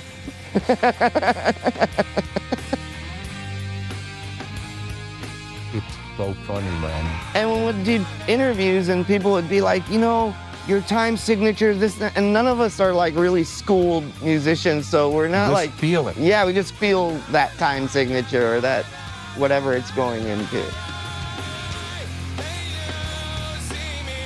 And it's just, to me, it's just a emotional, nice song. It is. All the world I've seen before me passing by. It just, Nothing to gain, to lose. All the world I've seen before me passing by. You don't care about how I feel. I don't feel it anymore. You don't care about how I feel. I don't feel it anymore. You don't care about how I feel. I don't feel it anymore. You don't care about how I feel. I don't feel it anymore. I don't sleep. I knew that I was gonna start singing more as time went on. I didn't want to overdo it, so there was room for growth. Yeah, the band developed over time, and one of the developments was you got More- to sing more. You got yes. to sing harmony. If you listen to the first System album, the idea of the next album having vocal harmony, you wouldn't imagine it. Do you Yeah, know what I'm saying? yeah. Because it's so Heavy. heavy Yeah. that you don't associate harmony in that kind of music. Yeah. I don't know if there's any super heavy music that has harmony. I don't know. For that kind of harmony. Yeah. Garfunkel, Simon Garfunkel type of harmony. Yeah. It's just, it's what I like to listen to. And it just kind of comes out naturally out of the writing when you don't put limitations and walls and say, well, this has to be heavy or we just got to be hard. Yeah. It all complements each other. And I think Even more, they amplify each other. It's like the hard sections seem insane coming after the Simon and Garfunkel part. Simon and Garfunkel part's nice song going along, maybe moody, but then it gives you a break from the hard too, yeah, lets but you then sit the back. hard comes in and it's wild. And then we go back to Simon and Garfunkel and then it gets hard again, but then it gets really hard where it already seemed too hard for what came before it. Now it goes to the next extreme. It's exciting because I don't know any other music that works like this. The dynamics are so extreme. And in a way, it almost seems like it shouldn't work, but it does. And everybody in the band has to be versatile. John can't just be a heavy metal drummer. John is a very versatile drummer. Yeah. Serge just can't be a heavy metal singer. Mm-mm. I can't just be a heavy metal writer. Everyone in the band has to have broad taste and open mind for it to come off and be played as musicians. Yeah. Where it works, where the style works. I know a lot of great heavy metal drummers, but they're one-trick pony, and they play that stuff really great, but probably wouldn't work on songs that I write because I need you to go from place to place. Yeah. And sometimes very quickly. Yeah. Okay, so tell me about the experience of this album coming out and going on tour for Toxicity. We were bigger. Chop Suey comes out. Next thing you know, we're walking in the malls and kids recognize us. That life changed after that, I guess you can say. MTV was still playing videos at that time, and they were heavy rotation of Chop Suey. You remember anything about writing Chop Suey? Yeah, I was either we were still in an RV or I was in the back of the bus, and I had a guitar, and that's pretty much where the main... Can you grab the guitar and show me what came first? Two parts. The intro came first.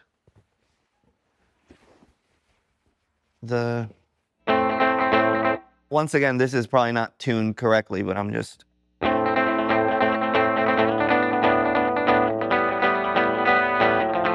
That came first.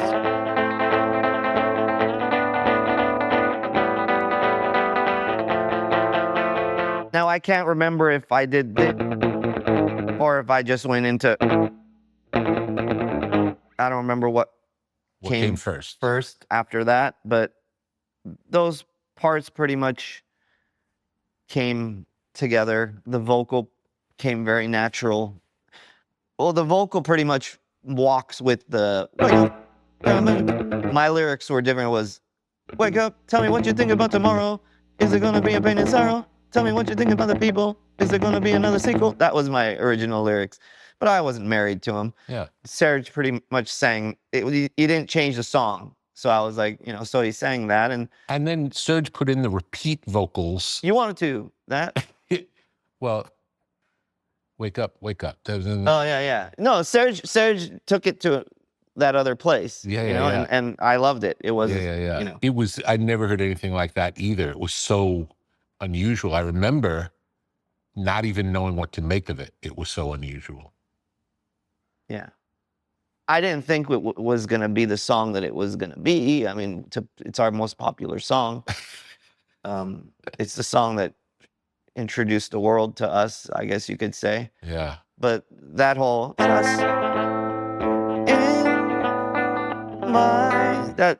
that kind of just flowed out of me. The lyrics just flowed out of me. And the lyrics meaning for me was how, I'm not sure the verse matches what my lyrics are saying, but the lyrics for me was how, people judge people on how they die. Like, for example, if you died of cancer, poor guy. But if you died of a drug overdose, you had it coming. It's like how people are judgmental. I cry when angels deserve to die. It's like how people are judgmental even in someone's death, So that's what my lyrics meant. Wake up, grab a brush, put a little makeup. Till this day, I'm not sure where that comes from and what that really means, but it fit really well. And it is what it is. It's what became the song. And then this middle part, I think you have the story of where you guys, I wasn't there, but yeah, in the library pulling down. Well, there was no vocals there because all I had was Father, Father, Father, Father. That's all I had. I didn't have the whole. Yeah. I think you and Serge put that together with the Bible and. Yeah, whatever book. I don't even know if it was a Bible. Whatever book it was, he pulled down and just randomly picked it. But that did happen. Yeah, and so that's how that part came about. Yeah. And there you have it. You have Chop Suey, and it's our most famous song, the one that people recognize the most from System of a Down. And it came to me all in back when we were, I don't know where we were driving through, but we were on tour, and I was just sitting in the back playing a guitar, and that's where it came from. Let's hear it. Rolling Suicide. Oh, and it was called Suicide before.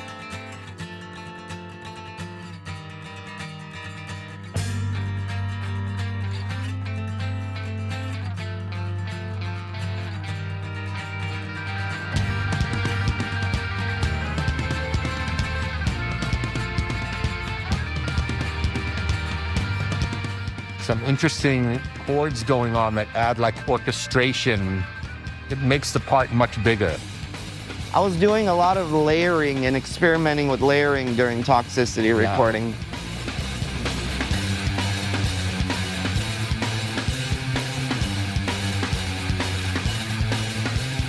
Wake up! Run, rush, and put a little makeup. I discuss the fade away, the shake up. Why'd you leave the keys up on the table?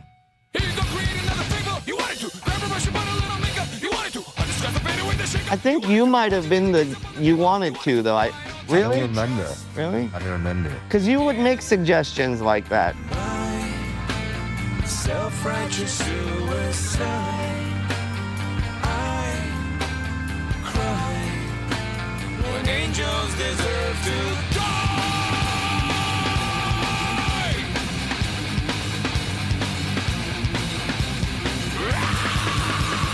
Wake up! Grab brush and put a little makeup. I discuss the fade away. Why'd you leave the keys upon the table? I mean, like I said, I would have never thought that this was going to be the single or... I remember I played this with Tom Morello, and he's like, that's crazy person me.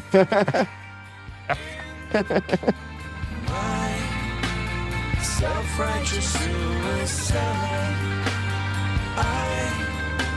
Again, the vocal harmonies. When angels deserve to die. Harmony's so good. Serge and I have very different voices. They work so good together. It's a hot and cold type of thing, I think.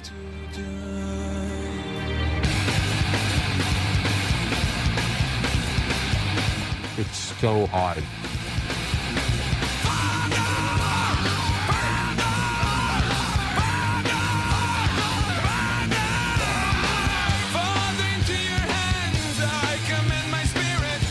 that riff underneath, Yeah. every time I hear it, there's a death metal band called Obituary. You remind you of that? Yeah, I'm like, that's where you did that. That's why you played that. You love Obituary. This part's incredible too. Incredible.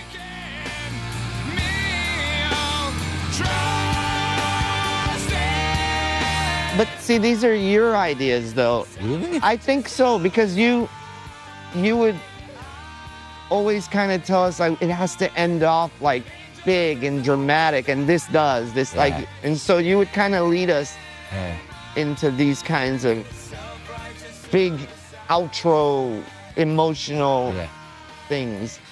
It worked. Whatever it is, it worked. I don't remember any details, but I just remember like I don't remember flowers. I don't remember details either, but I remember the kind of suggestions that you would make to us and how they would change the songs. Yeah. And that was one of them, how the endings would be this grand thing. Instead of just singing the chorus all over again, like let's sing it. Giving a reason to have another chorus at the end. And sing it in a more dramatic and bigger finale. Yes. Okay. Yes. Any other developments during that period of the band between albums 2 and 3? I think as a writer, I was starting to get into more, not necessarily starting pits, but trying to be heavy in different ways. So for me as a writer, I think I was transitioning into that. And I also felt like as we were going along, Serge wanted to sing more, and you pushed him more into that direction. He got to be a well. really good singer. Yes, like, I remember on the first album, it was hard for him to sing the songs. And I remember live seeing the band in those days.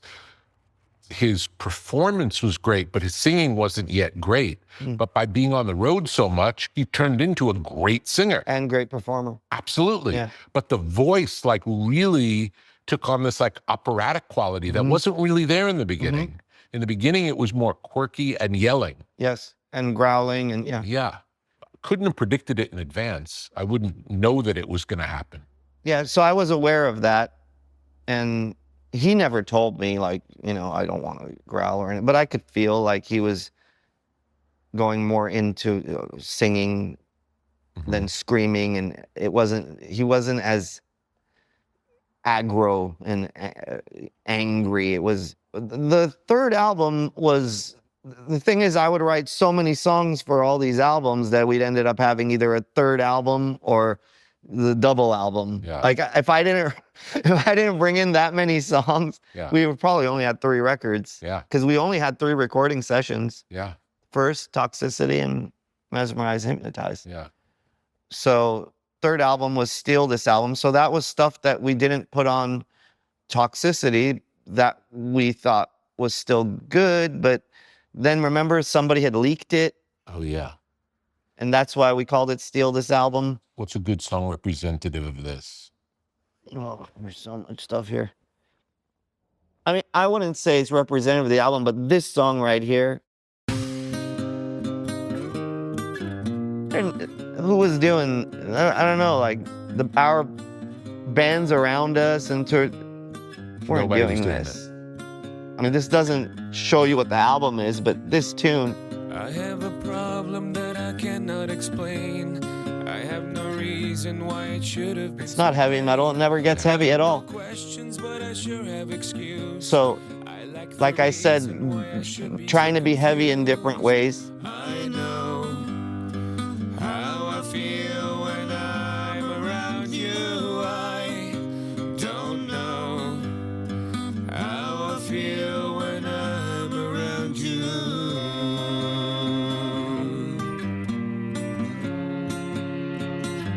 Around you. Mellotron. I think that's in Mellotron.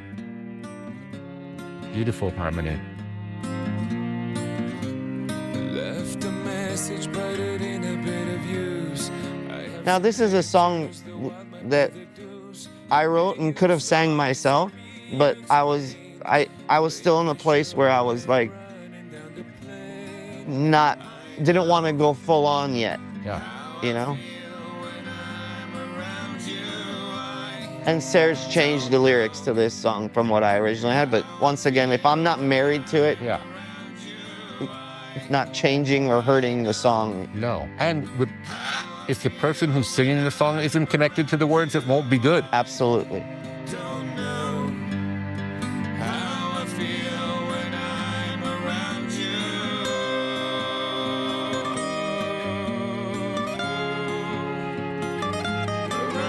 I forgot that I had a solo part in this song. I haven't listened to this for years. I forgot that that was there. Beautiful. The phrasing's very Middle Eastern. Da-da-dun. Greek, Greek. very Greek-like. Yeah. Bouzouki-like. Yeah.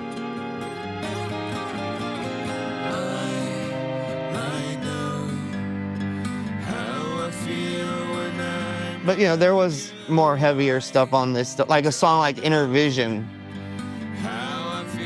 could have been on Toxicity. We just didn't want to make Toxicity that long. Yeah, you know, let's listen to Inner Vision. second song.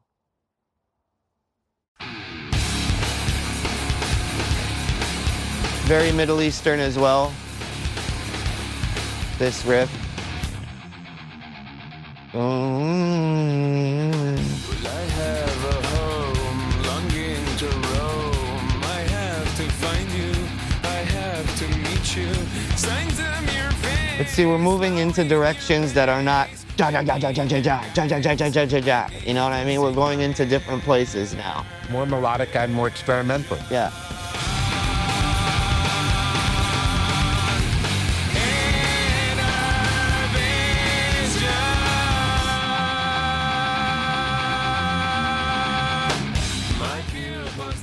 Yeah, I like this song a lot. Your sacred silence, losing all violence. Another one is there's Highway Song that's on this album. That's another good one. I need to find you. I need to seek my inner Mr. Jack.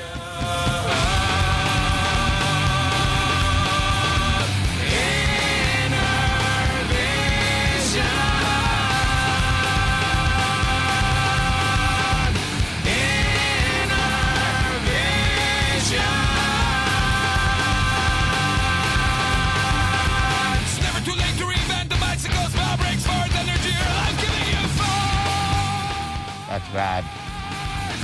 It's never too late to reinvent the bicycles, my brakes, more energy, I'm gonna get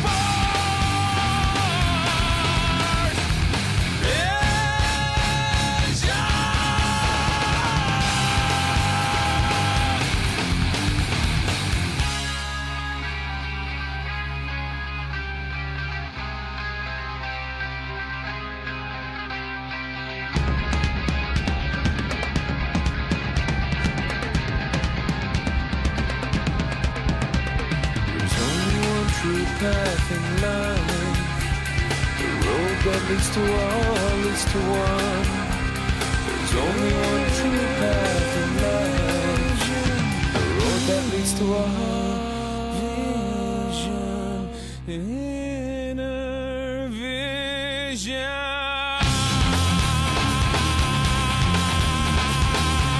Your sacred silence, losing all violence. They come quick. Let's hear a little of the Highway Song.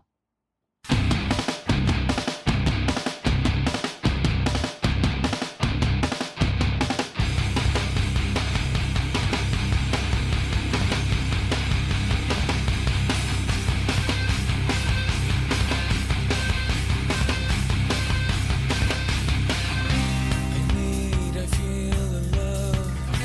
You love to love the fear. I never wanna be alone. I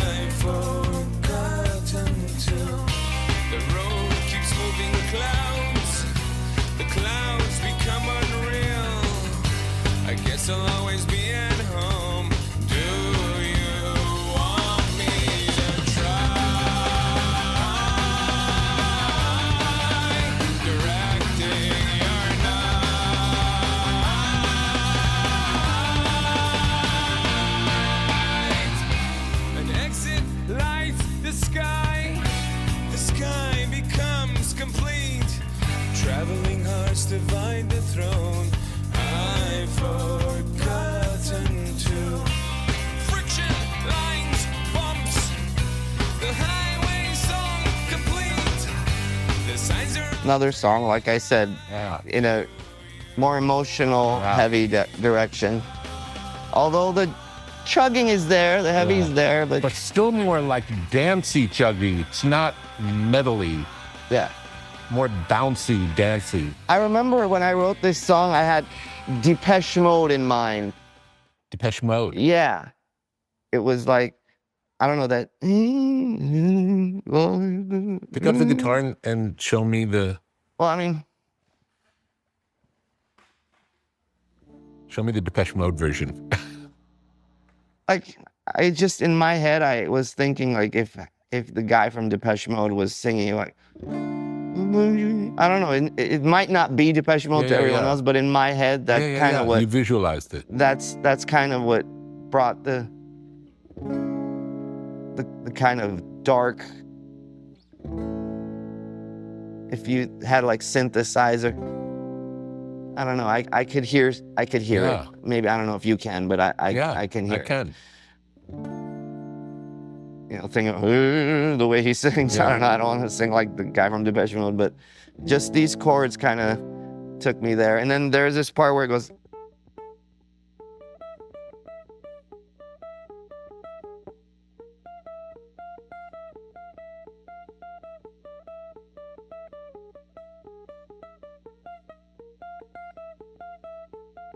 That part came from, remember there used to be like freestyle music, dance music, like Timmy T, and in my head there was a lot of synth going on on that song, but there's no synth at all in the recording. But when I was writing you wrote it, you were envisioning synths. Yes. Cool.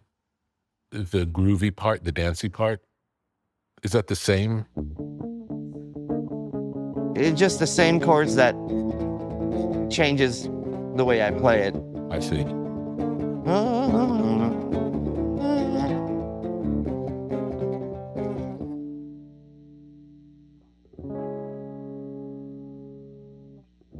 Dude, like,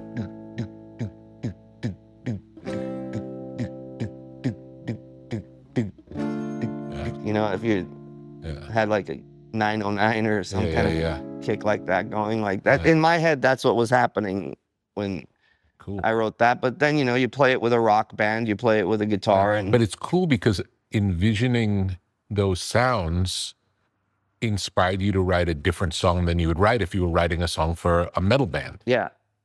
So it becomes new music. Different inspirations, different colors. Yeah. You know? And then did you guys tour this album? No. It just came out. No. Yeah, we just put it out. And like I said, we put it out because someone leaked those songs and they put out versions that we didn't necessarily like. So we went to your place, remember? And we kind of redid some of them, rearranged some of them. Yeah. Did new vocals on some of them. We recorded all the songs. For Toxicity, we recorded them all and then kind of narrowed down the ones that were going to be on the album, or maybe the ones that were most likely going to be on the album, still probably more than were actually on the album. Yeah. And then we would refine those. So the songs from Steal This Album weren't completed, certainly not to the mix stage. No. But they were tracked. They were born during that time. Yeah, because they hadn't done all the overdubs or probably all the singing. Or even like mellotrons and different... The overdubs. Yeah. Then next is Mesmerize and Hypnotize. Any memories of that time in the band? Well, I had just moved into a new house because Toxicity was so... I still live there, actually. I've been living there for 23 years. That's where I did a lot of, you know, I wrote a lot of that stuff in the living room. But it was, you know, an interesting time because just the dynamic in the band had changed. Do you think just because of success or something else? I don't know. Yeah, maybe success had something to do with it. Well, Serge's heart wasn't into it the same way. Why do you think that was? I think the way we picked System songs to be on the record is we had a list of songs. It was very democratic, to be honest with you. Absolutely. The best songs won, always. Yeah, well, I can't tell you which one to pick. I can't tell John which one to pick, but it just so happens that a lot of the ones that were picked were songs that I brought in. And nothing was ever done in, like, no one's trying to hurt anybody. It was just, in my head, I don't care who wrote what song. I just wanted the best songs and the songs that worked together and made that album. You know, I just wanted the best for the band, best for the album. And, you know, we were just in a weird place where we had a member that was just kind of not along with it the same way that he was before, you know. Like, I don't want to say the wrong thing, because you say something and then all of a sudden it becomes this, Daron said this, you know what I mean? Yeah. But trying to be really careful with my words. But I felt pressure because I was like, I don't, it's a very tough time to explain for me. Tell me about what you remember about the recording. That was fine. We were at your house on Laurel Canyon House. Yeah. Yeah. Where Blood Sugar Sex Magic was made. Yeah, yeah. I remember you had an idea to fill the room that was going to have your guitar amp and the acoustic guitar work done. We put like a wall of acoustic guitars. A wall of acoustic guitars. Yeah. I just was experimenting because... What was the thought? Well, I would go to the Guitar Center, and when I'd play an amp in their vintage room, everything sounded so good in there. And I saw this, they had this wall of acoustic guitars, and I would be thinking, there's got to be something about the sound going through those guitars. Like a resonance. Some kind of resonance, and that's what I got. Kind of like this kind of twangy resonance out of my guitar. So I wanted to try that with the guitars. It was a really cool idea. I never had experimented with anything like that. It's a very subtle thing that happened with it, with the guitars, but it gave me a little bit more twang, a little bit more cut out of the guitars. But a cool idea. Thanks. Yeah, I was just trying to experiment with stuff based on that. Anything in terms of the writing process that was different or next level? Well, you were really pushing us to not repeat ourselves. I remember during Mesmerize and Hypnotize, when we showed you something that kind of sounded like something that would belong on Toxicity, you would look at us and say, we did that already. Yeah. So I was trying to take my writing to a place where we were just trying new things, not even necessarily metal. You had songs like Violent Pornography, Radio Video, that were very much System songs. Sounds like System, but something that System never did before. And that's why those two records, Mesmerize and Hypnotize, sound a bit different than the others, because it was really you pushing us to go to other places and not be afraid to go to other places, you know? And not be limited by the past. Yeah, not be limited by whatever we did before. And you know, a song like BYOB, like I showed you earlier, went from like metal to this fucking P-funk chorus, back to metal, into punk rock. Like, they're very experimental songs that still fit in the world of System of a Down, but they're just done in kind of a different way. Yeah. Should we listen to Radio Video? Yeah. Is it a good one? Yeah. I love playing this song live too. This song always comes off live, and it's dancey, it's quirky, it's happy. I can't compare it to any other song I have ever written, or I can't compare it to anyone else's song either.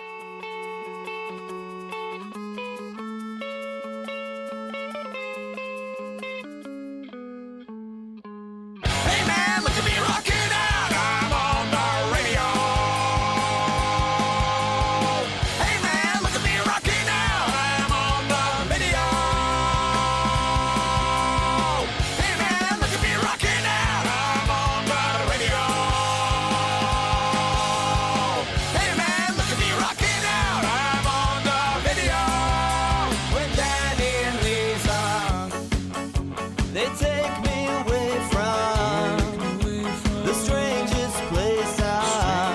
not metal at all.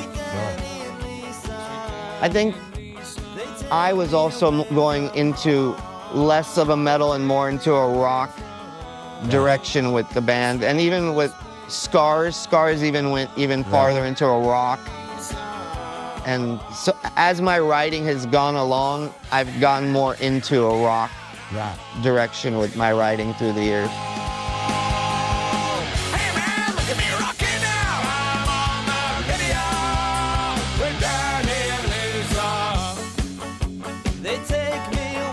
Who are Danny and Lisa? They were my friends, my neighbors growing up in Hollywood. They lived across from me, just random. It was almost like, look, can you see me now? Like, look, like I'm in this fucking band. Like, look where I don't know where they are, but they were just somebody I remember from my childhood. And it's almost like if they could only see me now, you know, like I'm on the radio, I'm on the video.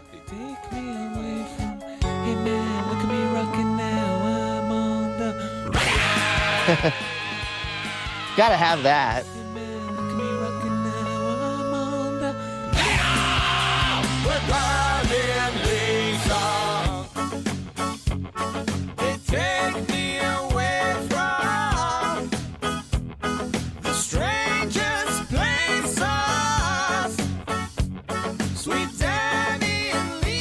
The only reggae groove in the history of System of a Down.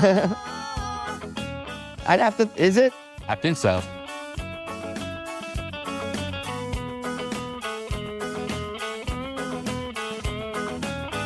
Memorable solo, simple, memorable, melodic. That's the way I like to solo if I'm gonna solo as a guitar player.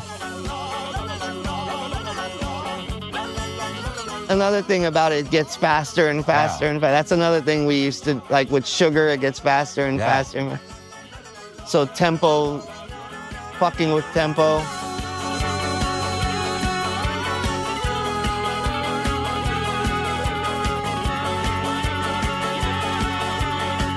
It could also be something in folk music where the songs would kind of build and people would dance and spin. Yes. Yeah.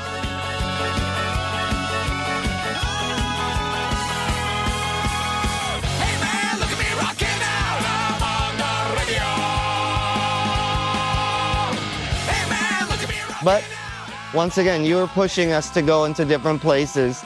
And I was trying to do that without losing our identity. Yeah, and it still doesn't sound like anybody but System. Yeah, and I had a guy who didn't really want to be there, to be honest with you. So there was a lot of shit going on.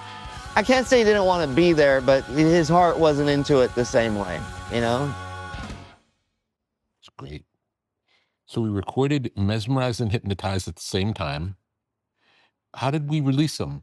Same time or? No, they were, I don't even know if the double album was planned or anything at first, but they were released like months apart. And then the Soldier Side intro, that's one thing I love about this record, or those two records, is where it starts with the Soldier Side intro into BYOB. Yeah. And then the second record ends with the Soldier Side complete. Full song. And it bookends. Yeah. And that wasn't something that was really planned. That kind of came when it was like, oh, we're going to do a double album. Yeah. And it kind of came to me where it was like, that'd be a really cool way to bring them both together. And yeah. Let's listen to Soldier Side.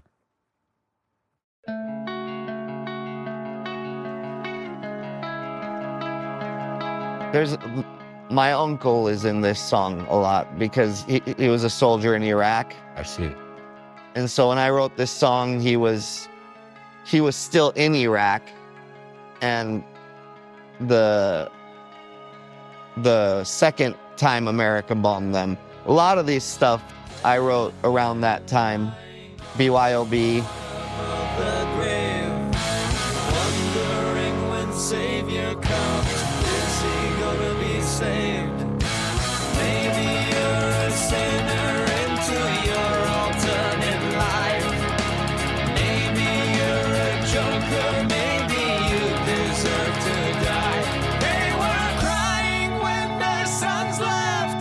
God is wearing black. He's gone so far to find us.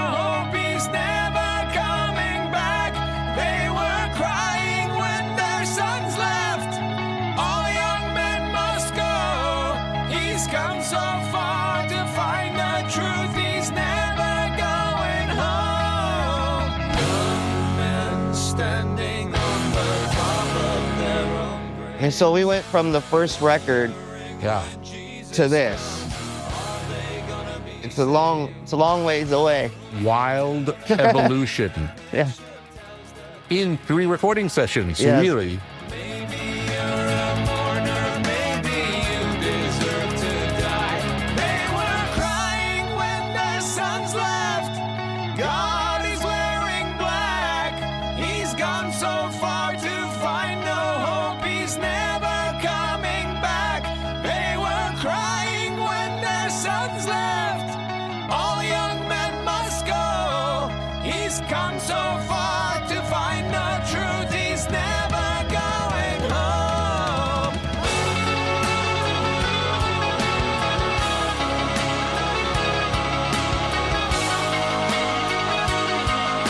Really cinematic. It's like watching a movie.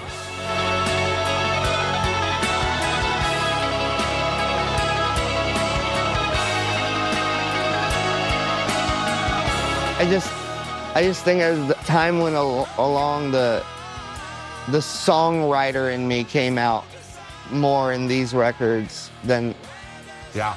writing metal songs, but just more like singer-songwriter kind of song.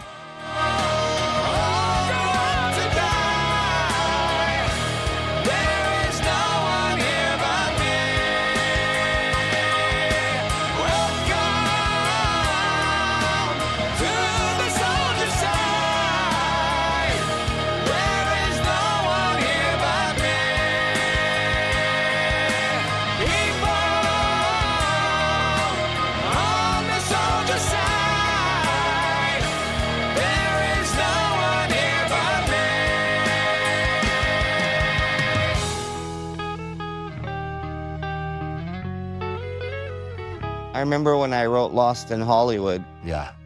And I brought in the song, and you told me it's not finished. And I'm like, what does he mean it's not finished? Like, you know, so it was just the beginning. But just you saying that, and I still tell this story, is you just had to say that to me. And then I went home that night and I wrote the whole second part of the song, which made it like this whole, became more epic. And you just made that one suggestion of saying it just sounds like it's not finished yet. Yeah. And I really appreciated that though, man. Like you would pull things out that I didn't know were there. Yeah. We all were working together to make the best thing it could possibly be, whatever that was, through loving it and honestly talking about it, whatever came up. Yeah. Let's listen a little bit of that.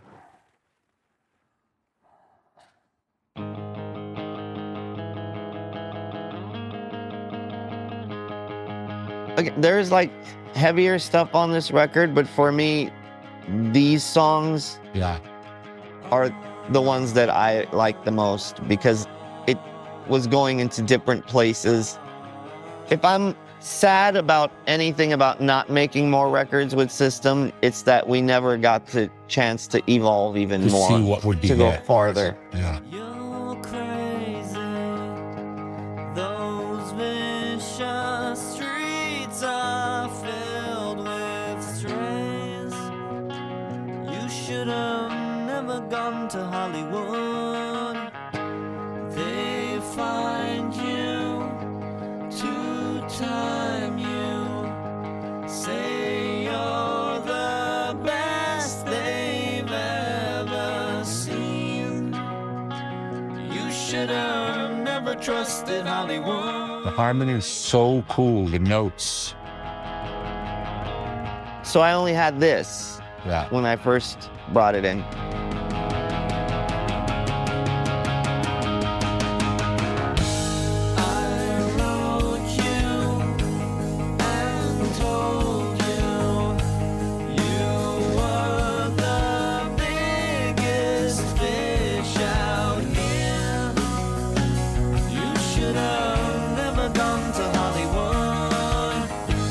They take you and make you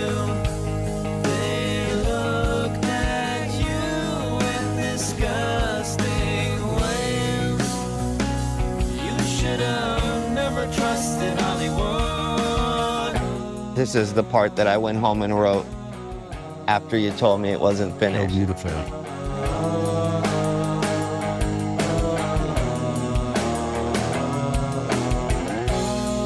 I was standing on the wall, feeling 10 feet tall. All you maggots smoking fags on Santa Monica Boulevard. This is my front page.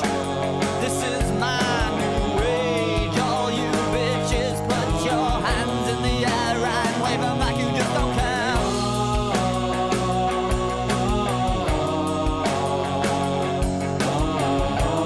All you maggots smoking fags out. It kind of gives me this vibe of all the young dudes.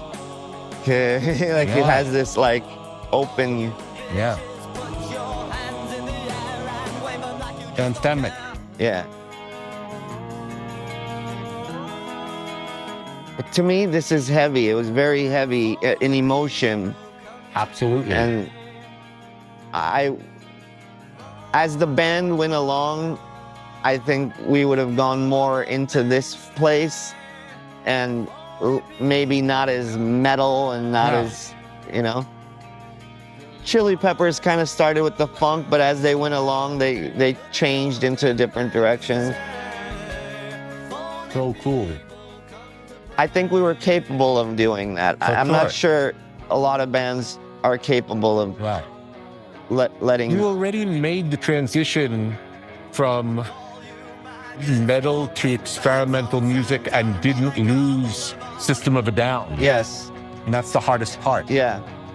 And within the realm of experimental music, there's a lot of places to go. Yeah. fags out there on Sunset Boulevard. Really anthemic, beautiful part. All you maggots smoking fags out there on Hollywood Boulevard.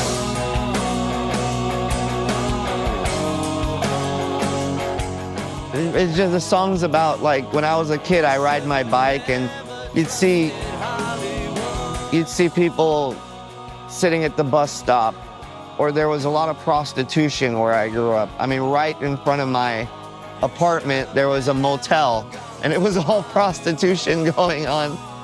And all those pictures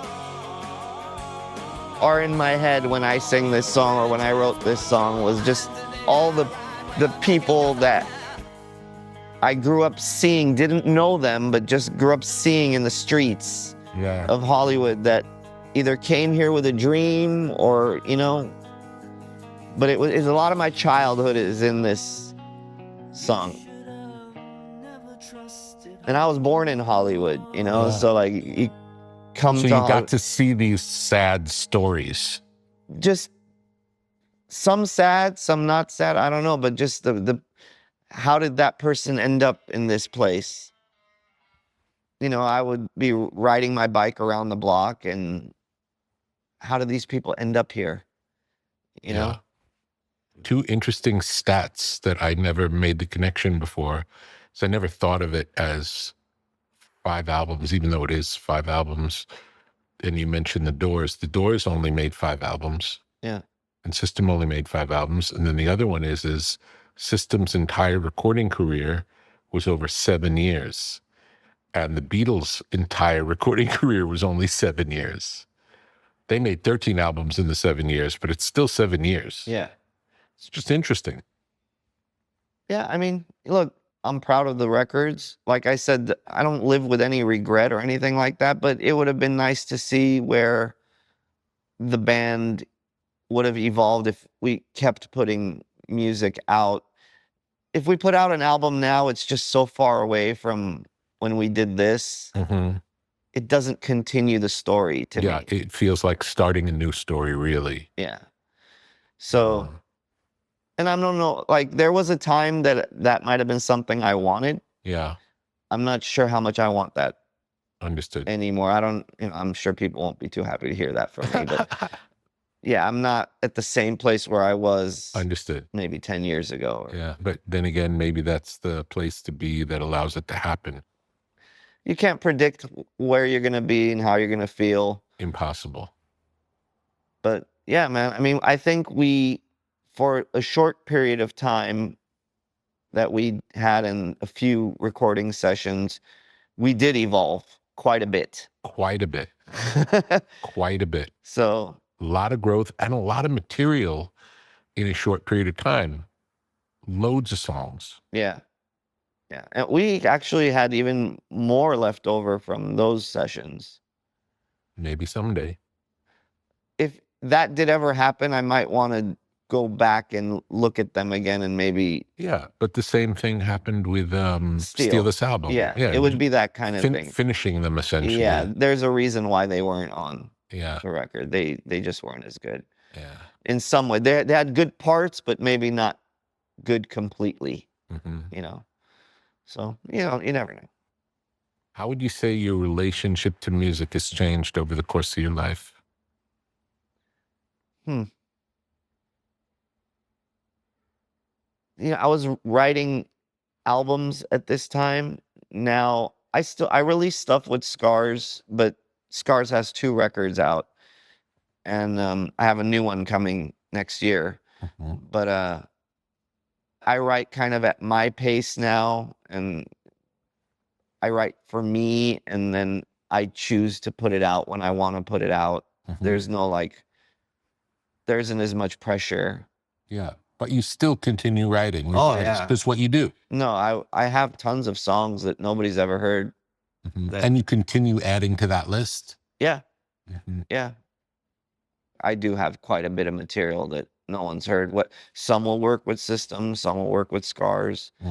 But at this point, they're probably all going to end up going to Scars at some point. I mean, there was a time where I held on to them. Yeah. Because I was like, okay, we might get back into, we might need these songs. And I've just kind of held on to songs through the years because thinking maybe, and when that time comes, we're going to need these songs, you know? And so, you know, I've just kind of held on to music and enjoyed it myself. And like I said, I would be doing it if there wasn't a fan base, or, you know, there'd be something missing in my life. Yeah. I wasn't still writing and playing. And what's your experience of playing live now? With System or Scars? Both. It's a totally different experience. With System, we're playing, I know what to expect. The band is big. You just said, you know, you came to our show, there was 60,000 people there. Everybody's singing along. Everyone's singing along. But man, I just played 2 shows with Scars a couple weeks ago, one at Aftershock and one at the used to be Bank of California. I mean, there was people singing Scars songs and there for Scars, and I was kind of like, I expected a lot less. Yeah. and it seems like a lot of people, I don't promote the band very much. I don't put the band out too much, but there are people there that really enjoy those records and enjoy my writing and show up for those gigs. But it's different because there's a different vibe, because like you're working for it again. Yeah. It seems like you work for it with System, but when the people are there to see you and adore you and all, singing along with songs, a lot of the work is done. Yeah, you know what to expect. With Scars, I never know what's going to come in front of me, and so there's like this. It's a little bit more stressful for me because I don't know what to expect. There's going to be 1,000 people there, 2,000 people there. I mean, or they're going to be like 200 people there. I don't know, you know. But these last shows, man, were really great with Scars, and I'm excited to put out this new record that I've actually been holding on to this record for a couple of years. So it's a good sign that you can write songs, like even talking about System songs, you would talk about songs from different albums that might have been written in your parents' house. There's a timeless feeling about your songs where they don't sound like they're now or that they get old, that they're just sort of good songs, and good songs seem to always be good songs.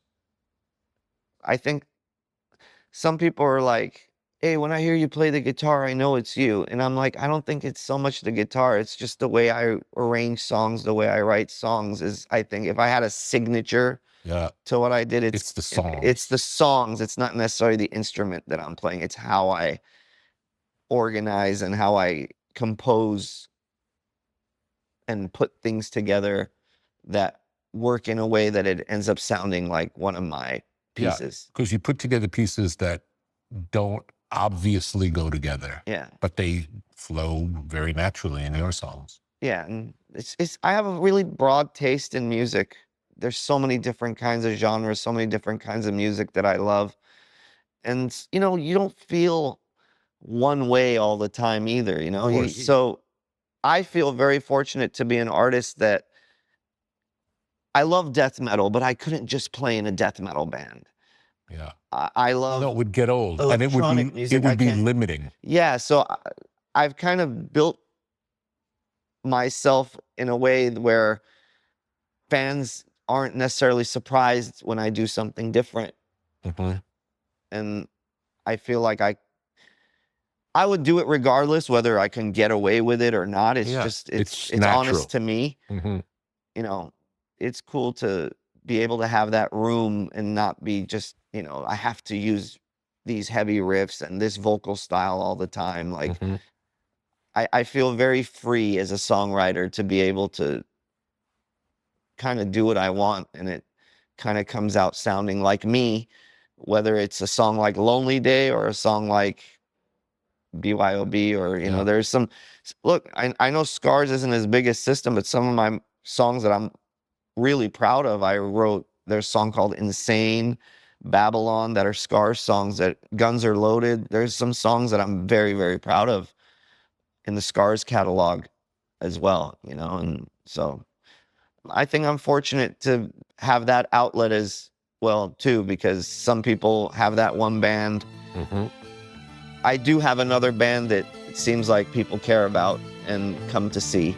Great. So I feel very fortunate with that.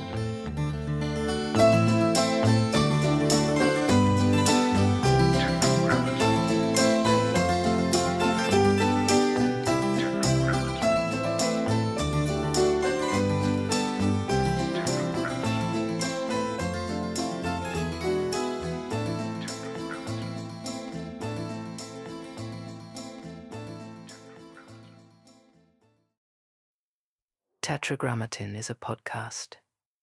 Tetragrammaton is a website. Tetragrammaton is a whole world of knowledge.